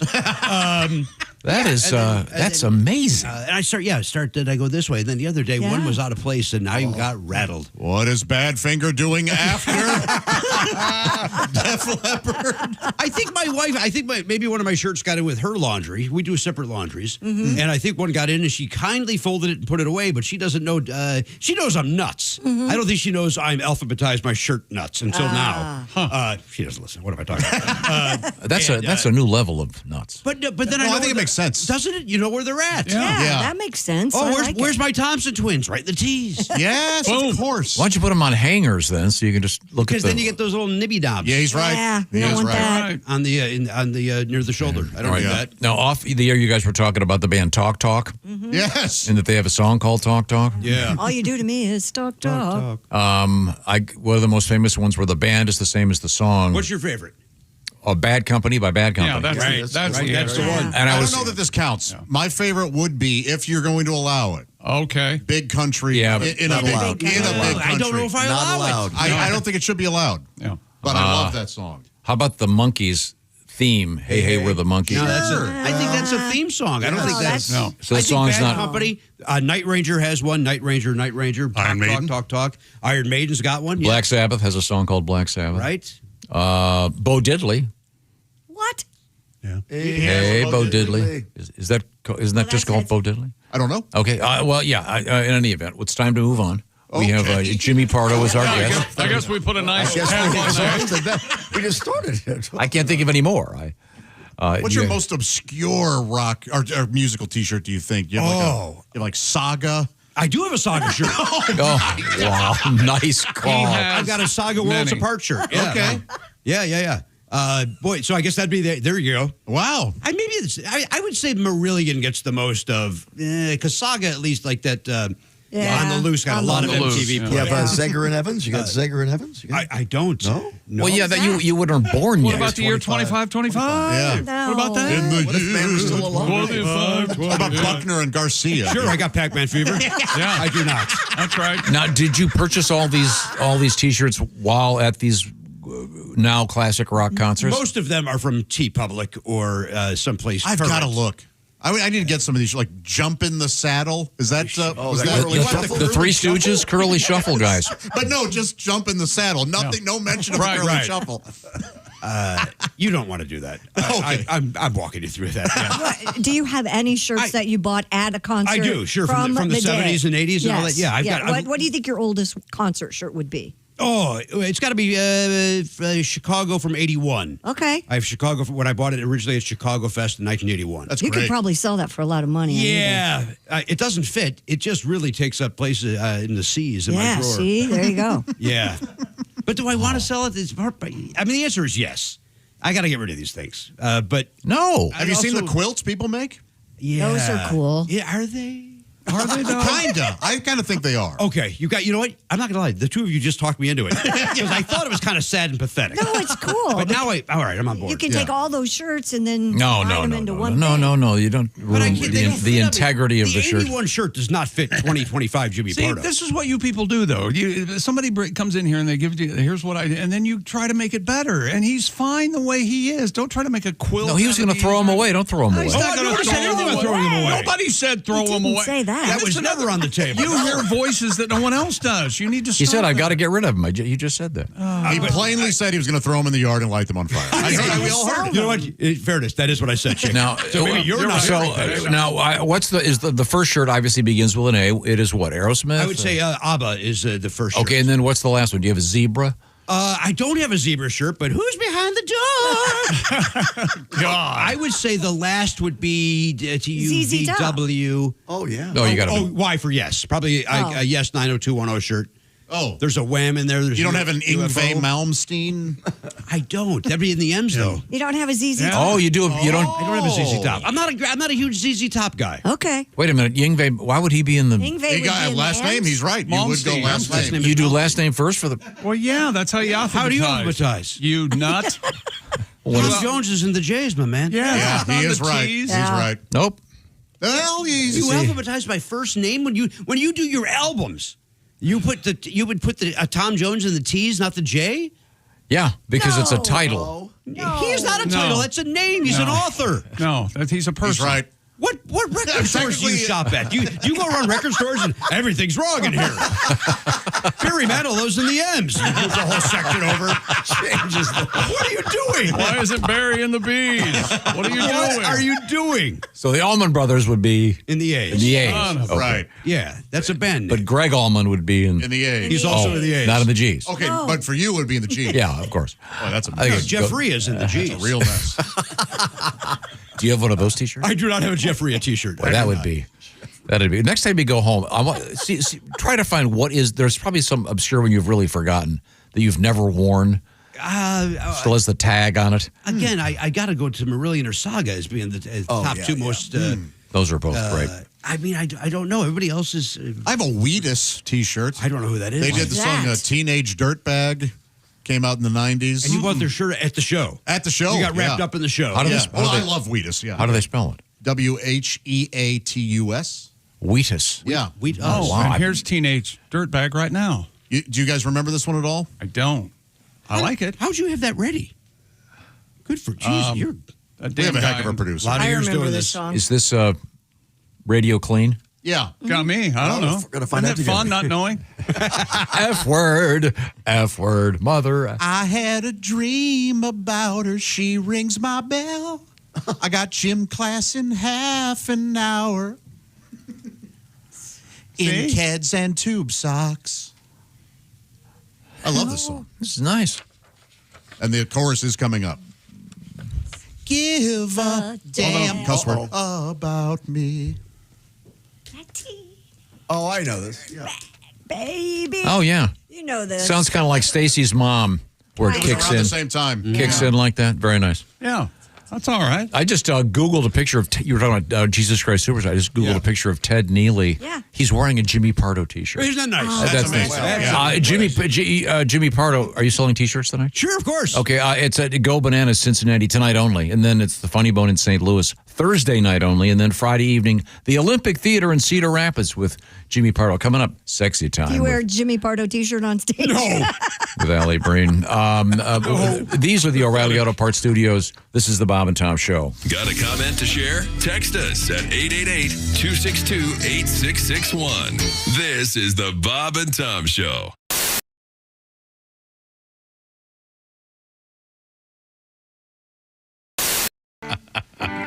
This may come as no surprise. This is a song about farming. Oh. Farming, okay. Okay. 1, 2.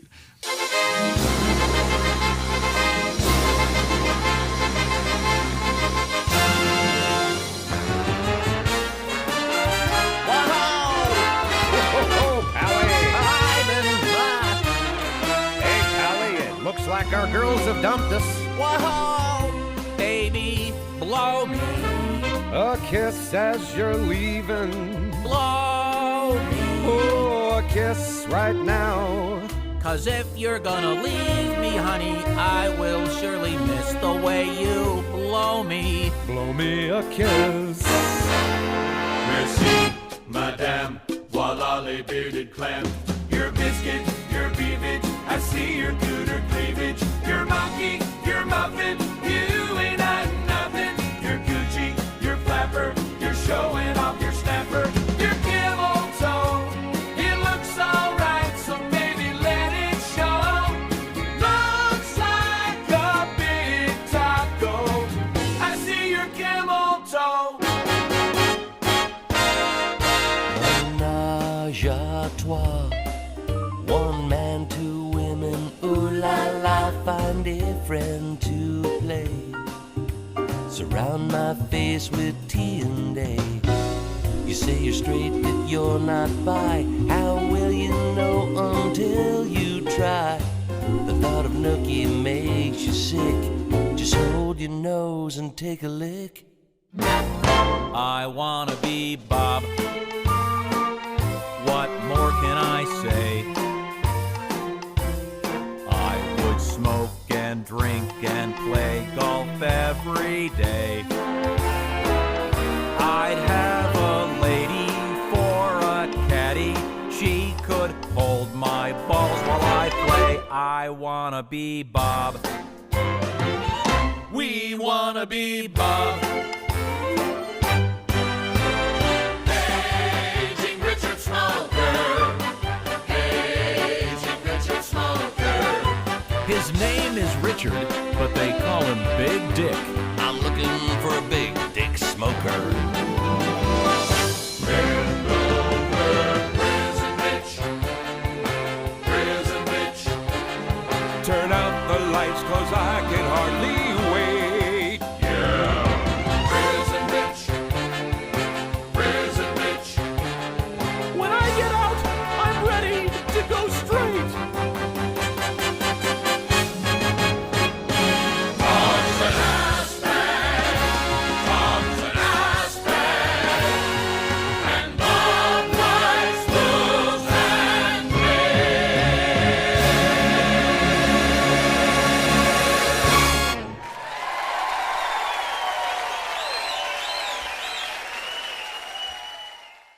Did you get? I mean this in a kind of an odd way. I would imagine you probably had a lot of guy groupies, but not like in a traditional group. You know what I mean? In other words, dudes coming up to you. Rod McEwen. Guys who want to party with Rod, them? Rod There's a McEwen. reason why they call him Rod. Rod waited for us in Hawaii. We were on our way to Australia, and Rod heard we were coming to, stopping in Hawaii. Mhm. He waited. At the airport? He missed. Yeah, at the airport. He missed his flight to meet us I'll be because he thought we were one of them. Oh, that's interesting. Because of the bits we did. You know? What I meant was, as Christy. In other words, you guys Should were like, clean it up now. I want to clean. I want to party with these guys. Party with these guys. I mean, I imagine that would kind of be a buzz. kind of be a burden though after a while. Oh no, it was all, we just like. Oh, I don't think so, man. We got a lot of bits from these parties. You know, we went to one party very early in our career. I think it was in Rochester. Yeah. And this one guy brought his he was a blues collector, and he brought his famous never heard before Lightning Hopkins disc, and he had it on the turntable. And very carefully put the needle on there, and he sat down with his eyes closed, and some party guy ripped it out. You gotta have hope. Yellow, welcome back to the Bob and Tom Show. We're in the O'Reilly Auto Parts Studios. Christy Lee at the Silac Insurance News Desk. Hello, Chick. There's Pat Godwin. Hey, Chick. At the I Hate Steven Singer sidekick chair, it's Josh Arnold. Hi. There's Ace Cosby. Hey, Chick. I'm Chick, and Tom. We have a special guest. Joining us in the studio, comedian Jimmy Pardo. Hello. Jimmy Pardo was on his way to Cincinnati, Ohio's Go Bananas this evening, one show only, and then the Funny Bone in St. Louis Thursday evening, and then the Olympic Theater in Cedar Rapids on Friday. That's it. That's it. That is the tour. If you want to sound cool, you call it the Bone in St. Louis. That is what we called it. We're in the Bone, huh? You going to the Bone tonight? Yeah, man. I'll do the open mic and then. I'm doing the Bone. The Bone. Yeah, we really did call it. Oh, of course you did. Yeah, Very how hip. could you not? The Bone. You on the road this weekend? No, working the Bone here. Yeah. Oh, there you go. Okay. Yeah, well, you were working the Bone earlier in the show. Hey, Yeah, we heard you. We had the sound of you Another word for peace. Playing with myself. That's right. working the Bone. That's what short for trombone. Yeah. Now let's check a little bit of history, shall we? Yes, please. Okay. Oh, son of a gun. 15, the Ides of October. You never heard of those, do you? No, but I think it works. Yeah, it's 1860. Lincoln wrestled his vice president. Lincoln Law. You're going to get two this. vice presidents, and the one that could pin Lincoln got to run with him. Grace Beadle. Bedell. Maybe it's Bedell. I don't know. Grace Beadle did what? Bedell. You pretentious. 1860? 1860, Grace Beadle? Not to be confused with the 1960s. Yeah, maybe this will help. Does this qualify? Does this qualify as a Beatles mention? No. 11-year-old Grace did what? I know this. Oh, you do? Yes. She wrote a letter to Abraham Lincoln. No, she kissed Tad, Abe Lincoln's son, on the mouth. And said, may I please French your son? Yeah. No, of course. That's the famous letter about What was it Abraham about? Lincoln. Wasn't it about his beard? Yes, she urged him to grow a beard. Right. You know, He went, I'll do that. That's right. If you believe Daniel Day-Lewis's portrayal. Ladies and gentlemen, Daniel Day-Lewis from the Abraham Lincoln movie. I'm the President of the United States. Thank you. Thank you very much. He won an Academy Award for that. Wouldn't it be cool if we could get contemporary presidents to grow like a handlebar mustache? I like it. Yes. Like, I mean, anyone, like, maybe a Bush or a. What about sideburns like you? The big bushy sideburns. No, I mean, a president, like, even if Trump had a big handlebar stash like a biker. He looks like a guy that doesn't have much facial hair. He couldn't grow much. Oh, right. Doesn't he? A Fu Manchu? Yeah. Yeah, like a big Fu Manchu. Could Obama grow one? Do you think he doesn't look like he has much facial What hair? does he do either? these days? Does Obama stubble it up? Or No, he's clean shaven. smooth? He's really, yeah. I think he is. Biden, I don't know. Who has enough beard there to. Hey, Tom, that mustache, most men smoke, but Fu Manchu. Hi. Hi, Jimmy. How are you? Well, I could feel him. How you doing? Dagger face. You guys remember what he was doing? I gave you the ice. I don't know if he was a senator or a congressman or Mike Huckabee. Yes. He grew a big beard. Yeah, I he saw got- some commercial and he had a big old beard. But Like a Letterman beard? Not that big. A big stash would be really odd. I don't know if any of the. Like a nice Teddy Roosevelt. Yeah. Yeah. Like a really just That was a good stash. a bold was. would be a bold move. I'm sorry, let's get back to today in history. I Love Lucy debuted in what year, Christy Lee? It's longer ago than you think. 54. Close. 51. 51 was my guess. I didn't say it out loud. Guess. I didn't say I wasn't asked. Now here's one for Jimmy Pardo. Yeah. Why couldn't that one? 1980. Yeah. You'll get this. I don't know. Kansas City Royals. Someone was forced out of the World Series because of hemorrhoids. Oh, yeah. Hemorrhoids from the Royals. Is that George Brett? Was George Brett? Yes. Exactly He right. had a little anal trouble? Yeah, he had Why- the piles. Then he put the pine tar on the bat. That seemed to clean him right up. Why couldn't they Is that come related? up with anything else? Yeah, why would you remember the say pine tar incident? He had too much pine tar in his bat. Yeah. They disallowed a homer. Yeah. Back to you, Tom. Yeah. Don't you think they would have made something up, though? You're right. Yeah, like an ulcer or something. Yeah. 'Cause, I mean, this, Anything. God forbid George Brett should pass away, but Remember, that'll be the first line of his obituary, famously. Bob Greasy's son, Brian Greasy, is quarterback of the Broncos, and he was out for a couple of weeks because he tripped over his dog walking down the stairs. Yes. And why would they put that out? Yeah. Paul McCartney and Wings released the great album Band in the Run, and this date in 73. Name all the people on the cover. Go ahead. I can name one. James Coburn. James Coburn. Then I'm out. Lloyd Haynes, I believe. What the is hell on were those cover. guys doing on the cover? Yeah, They were in the band. They were shooting Lee they were was on the shooting a cover. movie in that was filmed in somewhere in Africa. They were recording at a studio. Where were they? Kenya? I forget. I don't know if that's the case, but That's true. Those guys were filming a movie nearby. I think so. Cool. Lloyd Haynes was doing a movie. How did you get out of room 222 to go end up on? I don't know. Maybe he was behind. Here's a fun fact, a fun Jimmy Pardo fact. I'm not a huge Beatle or Paul McCartney fan, but Band on the Run is in my top 5 songs of all time. Wow. Yeah. Love it. Love that song. Yeah. Okay, here's another easy one. Fun fact. Another easy fun fact for Mr. Jimmy Pardo, comedian. 1920. Happy birthday, Mario Puzo.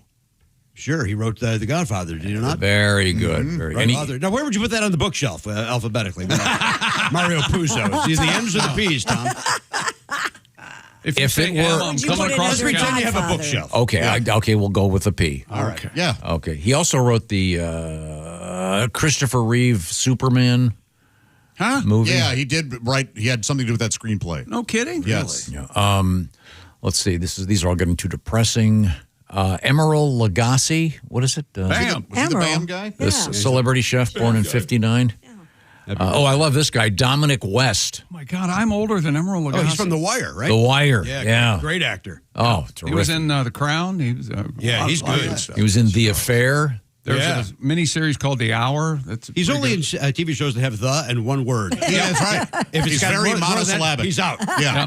The Wire, The Crown, The Affair, The Hour. The Hour. Yeah, and all those get alphabetized under T. Very, sure. very confusing. I'm gonna strangle. Happy birthday, Friedrich Nietzsche. I've never dabbled. Fun guy. I believe isn't he the is God dead guy? Yeah, I've never. Yeah, hilarious. Somebody Nietzsche. They don't say Nietzsche. They give it the Nietzsche. Oh, really? I think so. Is that right? Yeah. Like the Bone. I'm playing I'm going to read the Nietzsche tonight after I go to the Bone. Is Nietzsche on tour, or is he just hanging out at the Bone? One of my favorite comedians, Larry Miller. Mine too. Born in this date in 1953. Is he retired? Essentially. Yeah, he'll still show up in a little role here and there. Has the classic bit 5 phases of drinking. Oh, Yeah, it's just wonderful. brilliant. You'd recognize him right away. Levels, honestly, Good if you were actor, a true whatever. fan, you know they were level one. I was just trying to give him credit where credit is due. I'm so sorry. Phases, I levels. gave him the proper credit. Levels. You're welcome. Coming up, it's going to be Sexy Time with Allie Breen. But first, what's the best way to listen to Sexy Time? Raycon Everyday Earbuds. That's right. The Everyday Classic Earbuds from Raycon. They're now 20% off. Perfect time to get your hands on these reliable, super comfy, easy to take anywhere Raycon earbuds. You'll see why they've been a fan favorite ever since day one. They're loaded with upgrades now, too. Active noise cancellation, multi-point connectivity. You can pair 2 devices at once, and an ergonomic fit. That means comfortable, I guess. Actually stays put because they are comfy, no matter what you're doing. And Raycon's come in all the colors. Plus, Raycon has this, and I'm not sure how it does it. A quick charge, 10 minutes on the charger, you get 90 minutes of playtime with Raycons. And it has a 32-hour battery life. Plus, the awareness mode that's perfect when you're out walking the dog or running errands. Plus, Raycon, popular with 3 million customers, already love them. And they come with a 30-day happiness guarantee. So, go right now to buyraycon.com/Tom and get 20% off the Everyday Earbuds Classic. That's 20% off at buyraycon.com/Tom. Thank you very much, Chick McGee. Coming up, it'll be Sexy Time with Allie Breen and our special guest, Jimmy Pardo. By the way, Jimmy Pardo, tonight, Go Bananas. And then tomorrow evening, Thursday evening, it'll be the Funny Bone in St. Louis. The Bone in St. Louis. There you go. And then Friday, the Olympic in Cedar Rapids, Iowa. Tighten it up. Yeah, the Olymp. It'll be the Olympic Theater. You're the pick. Yeah, okay, very good.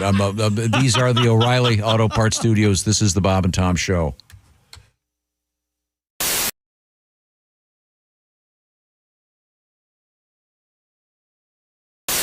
Of course, our house band today, the Black Moods. Smack Tom, Smack Tom. It's time now to smack Tom. He's been running his mouth again. He's been pissing us off again. Smack Tom, Smack Tom, Smack Tom, Smack Tom. I'll handle the lyrics. And we smack Tom.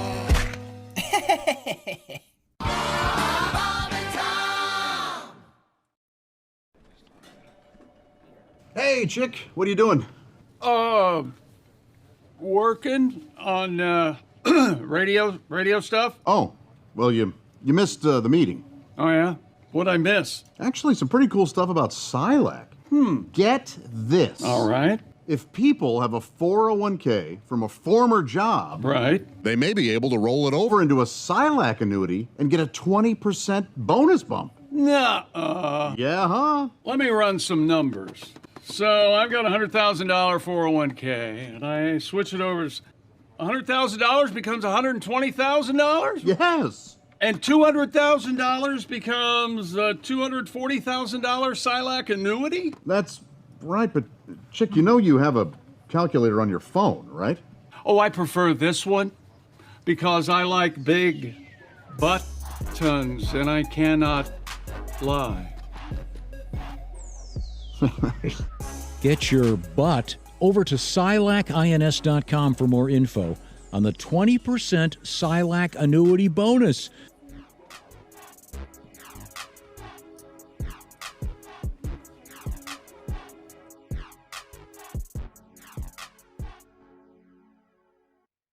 I'm actually in love right now. My boyfriend and I walking around town in a two-headed snuggie. It's getting pretty intense. That's nice. Yeah, it's pretty nice. Mhm. I'm so, because I have a hard time listening to the love, love songs with Delilah. Where are you calling from tonight? Where are you? What's going on with you tonight? What's your name? Requests and dedications. Hi, Amy, calling in from Tustin, Arizona. What's going on with you tonight? You and Matt broke up. That's hard. What do you want to say to Matt tonight? We'll play that for you. That's Penny Lover by Lionel Richie. Penny Lover. Oh, you know what? I've had enough. That's it. I'm in love with her. I remember that very well. Maria, that is for those that get that. Yes. And for those that don't, you should listen to Delilah just so you do. Just that one just time. so you get the joke. Intense. They should have those songs. They're not good for people's mental health. Like they should have little footnotes at the end of every verse. I would cross an ocean for you if that ocean led to an English-speaking country. Because at this point in my life, it'd be really difficult to learn a second language fluently. Not to mention the anti-American sentiment. We'd have to talk about it. Wow, you are quite the literalist, aren't you? Yeah. Baby, I would die for you if I were already dying and you just needed my giblets. Maria Bamford is our guest. She's not kidding. She was. Bob and Tom. I'm kind of indifferent about this.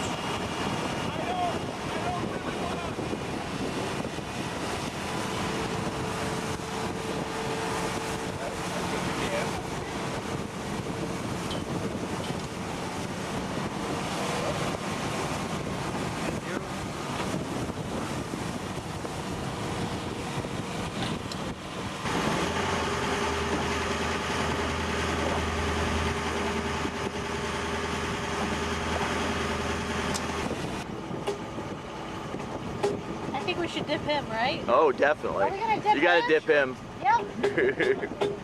Evelyn's down, maybe? Is that what we're doing? Or is that just a hello?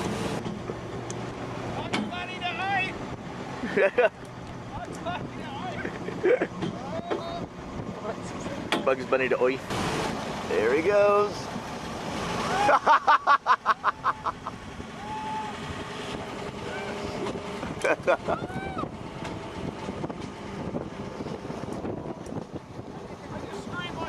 Yep. You scream like a little girl. Scream like a junior high girl. That's all. Yeah, those two little bastards.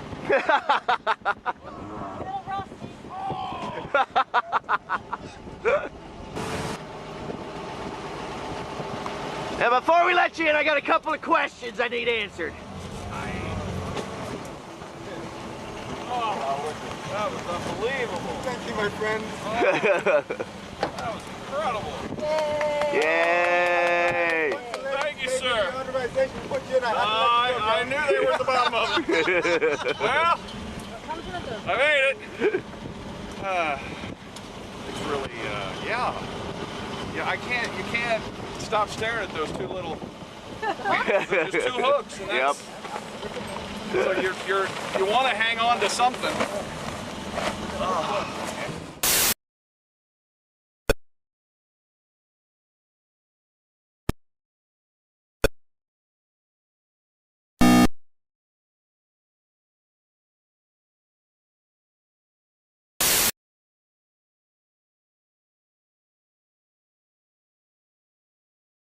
Back to the Bob and Tom Show. We're in the O'Reilly Auto Parts Studios. There's Christy Lee. Hello. She's at the Silac Insurance News Desk. There's Pat Godwin. Hello, Chick. There's Jessica Halsman. Hi. Hello, Josh Arnold. Hi there. There's Ace Cosby. Hey.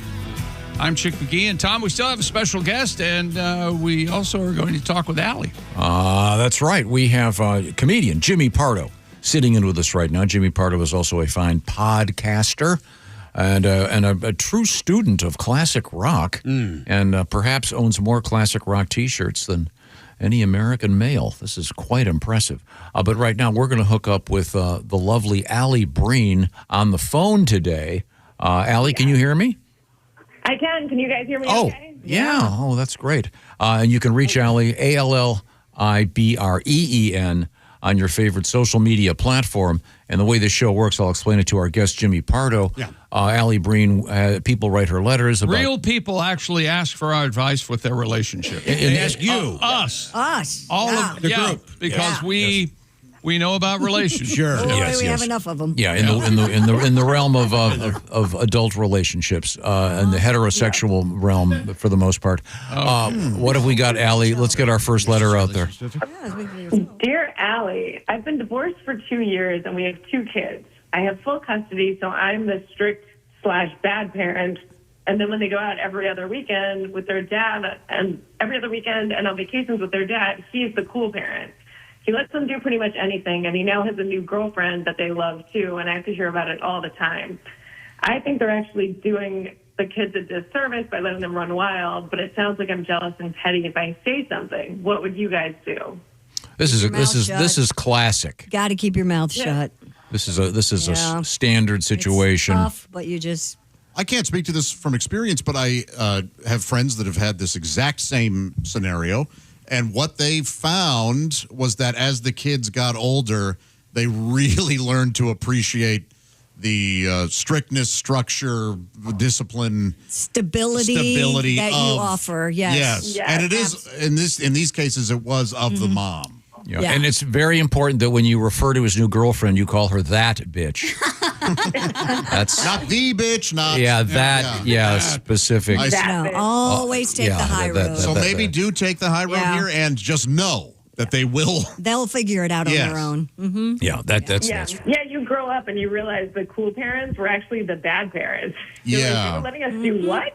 They got us cool and they bought us alcohol at 16. Apparently that was not okay. Okay, let's move on. Our next letter, Allie, what do you got? Dear Allie, my wife's best friend is getting married, and the other day she sent me a text that was obviously meant for her saying, have you really thought about this? Because marriage kind of sucks.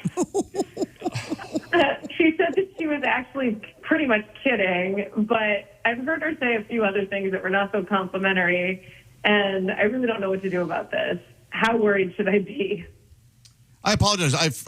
I'm confused too. I didn't know who who was texting who. So the girl was meaning to text her best friend who's getting married, but she texted her husband instead. Oh. Marriage kind of sucks. Are you sure you want to do this? Yes. Yeah. And so the husband's going, oh, geez. Yeah. Yeah. You got to get out of it. Oh, Jimmy's in the room. See you later. You're saying light the match. Yeah. Blow it all up. Get out. Burn that bridge. But she's claiming that it was a joke. Yeah, a little humor. Well, there's probably was, but there may be some truth. She's probably a little bit of truth in there. Maybe if she's if she's repeated it a lot. Yeah, this guy sounds like an idiot. Are there any more issues? Exactly. Poor guy. He's probably in love with his wife. Of course, that's the joke. He didn't do anything wrong. Right. Wouldn't you be insulted that the joke really, if it was meant as a joke, it was a poor attempt, and you'd be more insulted comedically than you would? That's the worst setup I've ever heard. Yeah, there is no setup. Contextualize it for the comedy. Say what you mean. All right, let's move on. Once again, our guest is Allie Breen. And do you want to wallow in this go one? Ahead. Go ahead. With Sexy Time. What do we got? Okay. Dear Allie, I am 52. I've been divorced for 10 years, and I ran into one of my daughter's friends the other day at the supermarket. Oh, boy. No. Here we go. The answer's go. The answer's no. Oh, No. really? Oh, this is rad. No. My answer is you magnificent bastard. Anyway, we did interrupt. So Right. We haven't heard the whole story. I think she was flirting with me, and she hasn't talked to my daughter in years and years, but she did used to be at our house all the time when she was young. She's 24 years old. Can I ask her out, or is that creepy? No, it's creepy. He's 52. She's 24. It's creepy. Tom, you want to take this? No. You say no? No. Yeah, it's weird. That's a little different than. She's still too young and still annoying. You know what I mean? Oh, that's not. He's not going to care about that. No, he's not. That's the least of our problem. Yeah. No, It was a cute opinion of yours. Yeah. Go tell it to his zipper, okay? No, the fact that she used to come over as a kid. Yeah, at the that's house. that's creepy. That's the creepy. That's no. a little bumpy. Think about your daughter in this case, and Oh, and she's not going to be happy no matter what. no matter how No, estranged. the daughter's going to be. Yeah, maybe fix up your daughter with the guy from the last letter. He needs a new. That guy's out. Yeah, he needs somebody new. Yeah, he needs some love. Okay, it's time to move on, Allie. What's our next letter? Also, well, guys think that a girl just being nice to them is flirty too. She probably was genuinely excited to see him because it's been a while, but that's not necessarily Right. flirty. That's I know. true. Yeah, she was into me. No, she said hello. No. We've been known to make that mistake. Yes. Women should know everything you say to a man is considered flirting. We're dumb. Yes. And women go the other way. Man, that guy was really flirting with you. What? No, he wasn't. Gee. Yeah. That's so true. Okay, dear Allie, me and my boyfriend have gotten really into toys in the bedroom, and it's starting to get a little sex dungeony. What do you mean, like Transformers, stuff like that? Hot Wheels. Wait a minute. the I didn't hear. It's trying to get a little what? Sex dungeony. So, Oh, I see. Oh, dungeony. Yeah. He brought in nipple clamps and needles the other day. Needles? I was like, yeah, I don't even understand. Am I going to need a safe word? Yes. And it hasn't gotten there yet, but it looks like it's going in that direction. How can I stop this? What the hell do you use the needles for, Josh? we were just, maybe this was only me.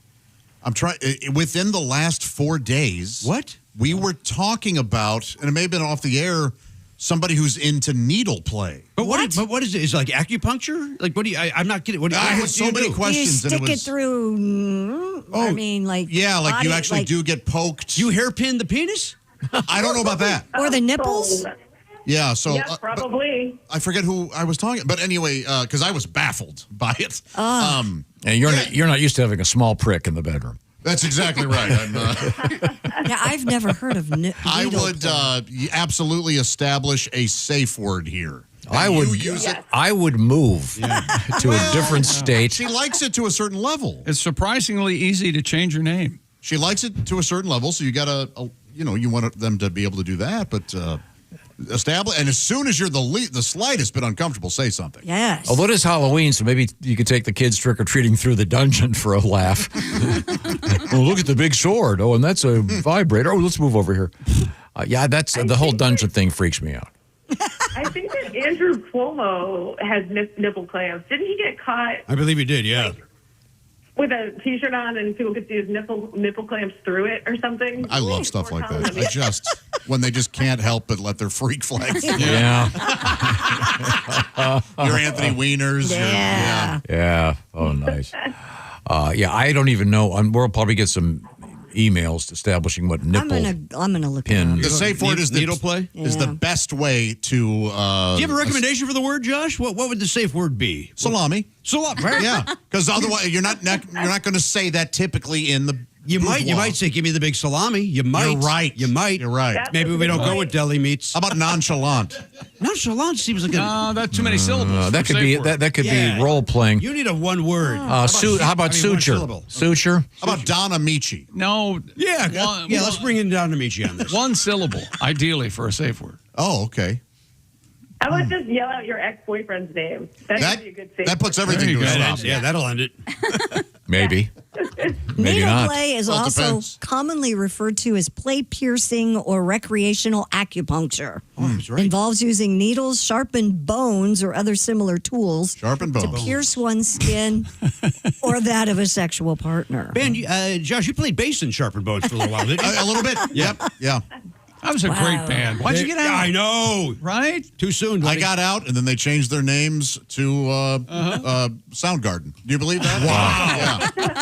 What are the odds? This sounds like it's going to result in some kind of disease. Tom, what would you do if you were on a date and you got back to her place and she goes, and things were, progressing, and then she went, oh, just a second, I need to get the sharpened bones. Again, talk you to wait to see- talk to Mr. Zipper, and we'll find out what.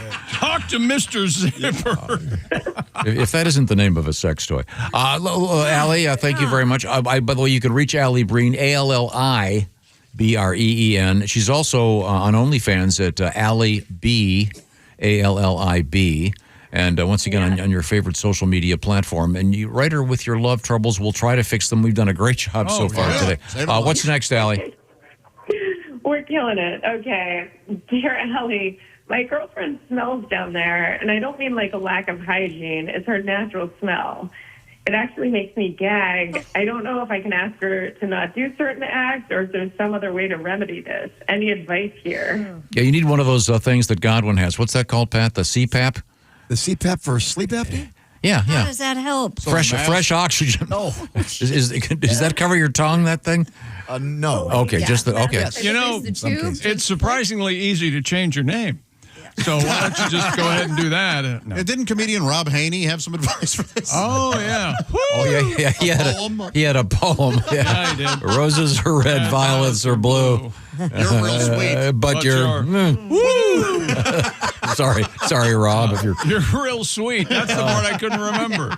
Yeah, I don't know. You'd have maybe talk to a qualified physician. Maybe there's something she could eat, or is there something is having a foul aroma? Is that some kind of? Maybe she needs a beef injection. Well, that's a logical idea. Ask a female gynecologist. Right, because there could be a pH imbalance or something going on that would cause that. You got me. Could she put vanilla extract down there? Wait a minute. Hang on. The voice of reason. What'd you say? Could she put some vanilla extract down there or something to kind of dab around? You could put vanilla extract on a pile of dog crap. And it might help. I don't know. Vanilla extract. I know in my refrigerator I put those boxes of baking soda. Maybe she should pepper that with a little. This calls for a doctor, not the seven morons. Not the seven morons in this room. I'm staying out of it 6. Okay. I wasn't counting you. I was. Ace is part of the group. We have time for at least one more, Allie. Go ahead. Dear Allie, my friend's husband flirts with everyone all the time, and she thinks it's just kind of cute and fun. Yeah, he does. The other day, he actually made a pass at me, and I knew it was coming. I turned him down, obviously, and I know he expects that I'm not going to say anything. I don't want to hurt her, but I want her to know she's with a bad guy. Do I tell her or just let her figure it out, which I guess eventually will happen? You can't tell Well, her. if you're willing to lose her friendship, you should tell her. Yeah. Yes, exactly. Because she won't believe you. She's going to believe him. Now, Halsey, I know what you're thinking. You're thinking what you should do is bang the guy and then say, wow. Record it, show her the video. Yeah. See, look what he's doing. What a jerk. Look what a terrible guy this is. What an awful person. I just let him in just so I could show you. Yeah, I wanted to prove it to you. Yeah. Are you going to stay with him? Look what he's doing to me. I've never gotten anybody to do that. He jumped right in. Okay, we have time. Let's do one more letter, Allie. Dear Allie, my boyfriend has a dad who's kind of creepy. He always says inappropriate things. Yeah, he does. My boyfriend just laughs him off. The other day we went over there and we had been out tanning, and he said, his mom said we looked really tan, and his dad looked at me and said, but it's the non-tan parts that are the funnest, right? Damn right it is. Boy. So creepy. He's a rascal. It's so uncomfortable and no one else seems to care. Am I overreacting? No. Not at all. No. Yeah. That's inappropriate. I mean, he is right. Facts are facts, right, Tom? Yeah, let's not. Let's not dismiss the facts. Thank you. But that's creepy. His family's just ignoring him because they want it to go away. And if they don't, acknowledge it, then you don't have to address it. Yeah, You know it's like the drunk uncle running his mouth about politics. Yeah. Just let it happen; it'll go away. And as much as I do enjoy tan lines, you might want to talk to once again a qualified physician about going to a tanning bed on a regular basis. That's what he got out of this. Yeah, well, some health. She didn't say anything about tanning beds. She said she was you have just any laying in the pigment sun. in your skin at all? Yeah, I just don't. Okay. I had Mohs surgery because you fell asleep in a tanning bed 40 years ago. Oh, sorry. We like to help. Skip to the next part and just go right to the SPF situation. Yeah. Right. Have you That's guys our had Tom. Allie, Alsman, and Christy? Have you experienced the inappropriate dad or brother or Uncle, Yeah. what do you got? Occasionally, where they do that, they're making eye contact, talking to you, and then they do the quick look down and look back up at you, like to check out your chest. Well, and he's you're like, flesh and bone. What are and you it's gonna? like, I saw you. Yeah. That's always creepy. Yeah, guys don't know how to hide that. The eye dart where they check out your body while they're talking to you. Yeah. So bizarre. And our culture needs to develop something to replace the stick-on name tag at events, where you walk up to someone and it's always on the booth. yeah, you have to. We men are developing this real quick look down so that doesn't appear that you're checking out their chest. What do you want? Headbands? What do you? That's what I said the other day. Yeah. I have an idea for a chip. Everyone would wear a chip. A chip. And then you'd have a thing in your ear as you walked up. It would say, "This is Mr. Jimmy Pardo. Love it. He has one son." And then it would give you all the information that you need to know. Hey, Jimmy, how's Oliver doing? Yeah, right. You look like a genius. I love it. And you wouldn't have to look anywhere. But I'm in on chips. Yeah, very good. Very good. Allie, it's always a great pleasure. Are you working this weekend in the city? Yep, I'll be back in the city at the comic strip, Upper East Side. All right. No, we can't see you today. Are you home? No, I'm in Florida, which is why my internet's out, and the reception is so bad. Everyone's waiting for Starlink because the internet's so shoddy, and then the reception is kind of farmy where I am in Florida. So it's a nightmare when the internet goes out. I think you sound great. No, she's not. Being sarcastic, it sounds horrible. Thank you. She's in an echoey water cooler. Thanks, Allie. It's always a great pleasure. Love you, Allie. I mean, Jesus. You guys all looked at me like, why is he analyzing that? It's horrible. Thanks for nothing. Oh, quick hello to Steven Singer Jewelers. We congratulated our winner, Mr. Evan Clem. He won that gift card from Steven Singer Jewelers, a $500 gift card. Every week we do it. You can enter our contest right now. Go to bobandtom.com/contest. Just pick the winners in this week, week 7 of the NFL. Get the entries in before Thursday evening. Steven Singer right now has got a bunch of stuff going on because he always does.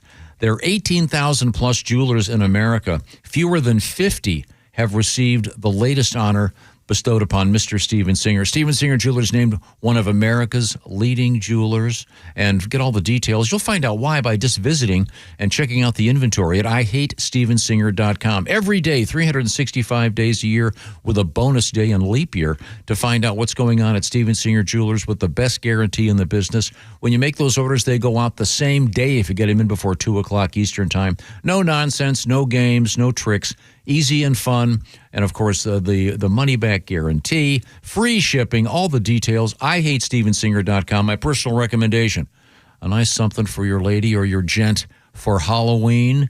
Oh, a nice bracelet. He's got it all. Check it out at IHateStevenSinger.com. Tell him the Bob and Tom Show sent you.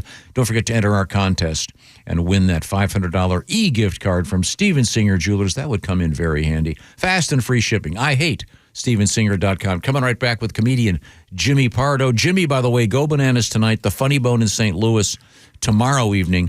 Go Bananas, of course, in Cincinnati tonight. And then Friday, the Olympic Theater, Cedar Rapids, for some great live stand-up comedy. We are in the O'Reilly Auto Parts Studios. This is the Bob and Tom Show. Thanks for listening to the Bob and Tom Show this morning. The show is also out there for you on our YouTube channel. Watch.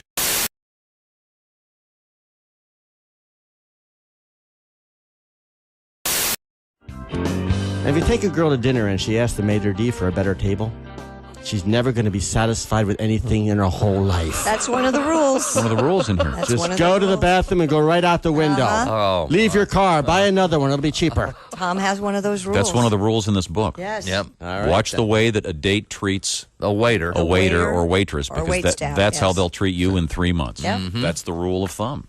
Well, that's more about one of those people who you just can't please. Okay, you have a song I have about a little that? song about Okay, that. all right. Go ahead. Took her to Hawaii. The waterfalls made my hair frizzy. Went to Vegas too. The lights gave me a migraine. Then we went to Paris. I didn't like the fries. No one ruins love like you. Took her off to Rome. There were too many Italians. Had the finest pasta. I don't eat carbs. Saw the Sistine Chapel. That made my neck hurt. No one ruins love like you. The beaches of Tahiti. There was nowhere to pee-pee. Full moon up above. That was kind of creepy. The finest hotel. I thought it was seedy. We made passionate love. I couldn't see the TV.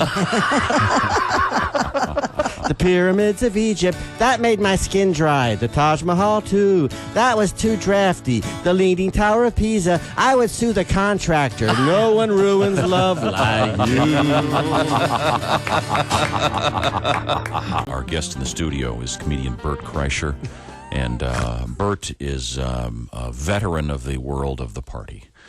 He was voted the #1 party animal in the country by Rolling Stone magazine. Quite an honor. Many years ago. Honor. And you carry the mantle to this day. Yeah. You're now I guess you'd be the party animal ex officio with the what is the party title? animal cum laude? Guru, maybe? Guru to young boys, Could probably. be a guru. Yeah, you'd be good maybe with that. not. Now, you said you have 2 young daughters. Yeah, which is pointless because I have no advice for little girls. Do you have advice for young men? I have tons of advice for young men. Are you Really? kidding me? Yeah. Is this college age men going Yeah. to? Well, it's like well, you have sons, right? Oh yeah. Yeah, and you know all the things. Do you have any girls? Yes. Oh, see, and you got nothing to tell a little girl. Well, so far they're in charge. They know what's going on. So. Yeah. I said, I remember the first night we got my daughter, or not got her, but had her, or whatever. I know. Right. And she was crying real bad, and the nurse was like, the nurse comes in, and she's, and wrapped up like a joint in a box. Right. I guess that's what Yeah, they. I see. And the nurse comes in, and that's what I thought it was. You are a party animal. Okay. She was like, let's. What have you done? I was like, nothing. She goes, what are you gonna do? I was like, put a towel over her face and cut the oxygen in half. I don't know, nothing. And she goes, here's what you do: take her head, put it by your heart, take your pinky, place it on her lower lip, and allow her to draw it in. That'll calm her down. So I do it, and sure enough, as soon as I put it on her lower lip, my daughter draws it in like she's trying to rip the nail off. Just, I'm like, we're stopping this tonight. Yeah. I'm not raising a daughter where that is her coping mechanism. That's a good point. Every time she gets a little spook, just no, thank you. But I was massively unprepared for girls. I just didn't know. I never even listened to women. The only advice I got, and this for boys. You ever get into a fight with a girl? This works every time. I did this with my wife. 12 words. You are right. I am wrong. I love you, honey. You win, and you squash it. Really? You take her in your arms, you carry her into the bedroom, and you cuddle like a team, like a coalition. Scratch her back and let her go to sleep together, happy. She won. And that night while she's sleeping, cut her hair. Not a lot, just a little bit, so you know you won. Great advice for a boy, unapplicable for a girl. Bert Kreischer is our guest. I'm glad we have this on tape because you're going to be dead very soon, I think. Yeah, we can use that as evidence, I think. Yeah, you're going to be wheeled out of your own home in a gurney. Yeah, I have no idea. It's forever, right? What am I counting the days for? You think guys doing life in prison count the days? I don't think so. You do your time, I'll do mine. Oh, no, I got out. You got out? Yeah. I escaped.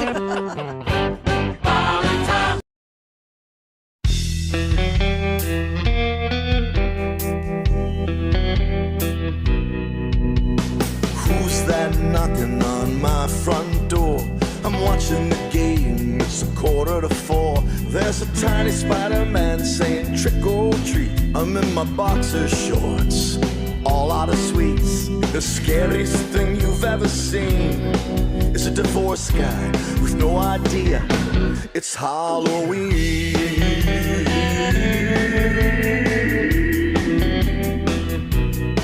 I've got no candy in the house, man, that's a drag. 'Cause Baby Yoda's on my porch, holding the bag. I've got no Snickers, Reese's Cups, or Hershey bars. I have Chinese takeout and a couple cigars. The lights are off so I can't be seen.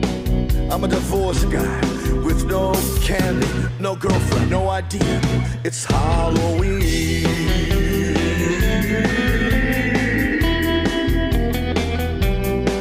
I've got toothpaste, vitamins, and pizza crust, Advil, Sudafed, and Cheeto dust.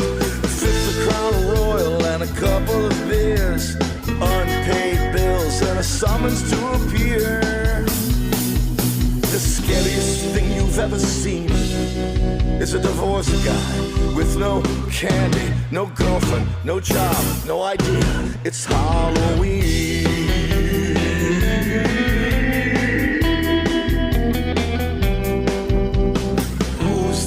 knocking on my front door. Trick or treat.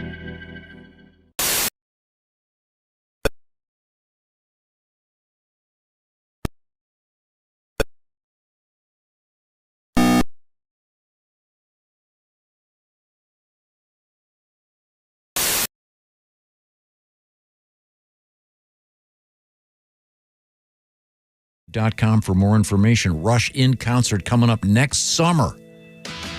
Hey, welcome back to the Bob and Tom Show. We're in the O'Reilly Auto Parts Studios. Think O'Reilly Auto Parts for all your car care needs. Get the parts and service you need fast from the professional parts people at O'Reilly Auto Parts. Christy Lee at the Silac Insurance News Desk. Hi. Pat Godwin. Hello. There's Jessica Alsman. Hey. Josh Arnold. Hi there. Ace Cosby. Hey. And our air conditioner is kicked on again every day. This time, I'm Chick. Hello, Tom. I don't know what's going on. Yeah, that's the future of the world. It's pretty soon the government will be controlling your air conditioner. The government? Yeah. I like that, yeah. The government. Yes. Tom, we have a special guest, too. The one, the only. He is a special guy. He's a special guy. I'm a special guy. What an uncomfortable way to say that. Yes. Oh, yeah. We got a special guy here. Hey, if you could be made uncomfortable, Tom is the one making you uncomfortable. I was just going to say, you know how great like live music is? Of course. Sure. Well, it's the same thing with comedy. Great live comedy. This guy right here, Jimmy Pardo, is the man. If you go see him, it's hard to make a compliment sound sincere, but this is a sincere. One of my favorites is stand-up comedian Jimmy Pardo. He's here in the studio. I am freezing all of a sudden. You're right. That AC every day. It's every day it happens. I'm also going to say this. I've never used a fidget spinner in my life. Okay. And I never understood the appeal of them. I can't stop playing with this thing. I think it's fascinating, and I love every second of it, Josh. I agree with you, man. Your thoughts on the fidget spinner, Josh? I'm a fan, and Chick McGee buys the finest. I buy the finest. These are the top of the line. Top of the line. You can make this baby spin for 9 minutes. Oh, yeah. What would happen? I'm very serious. There's 3 of them here. Yeah. What would happen if you show up tomorrow and the red one was missing? Would you be upset, or would you go, what, he's a special guy, give him a special gift? Yes! I would smile, and I would say, Jimmy's getting some enjoyment. Is that right? Absolutely. So and don't take question- the red one because it was broken. Take that You gold. recommend the gold? I recommend the gold. It's top of the line. Gold! Spandau Ballet.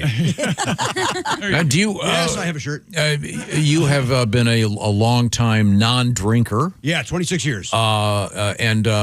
Do you think that you have a so-called addictive personality? Are you going to get one of these fidget spinners and never be without one now?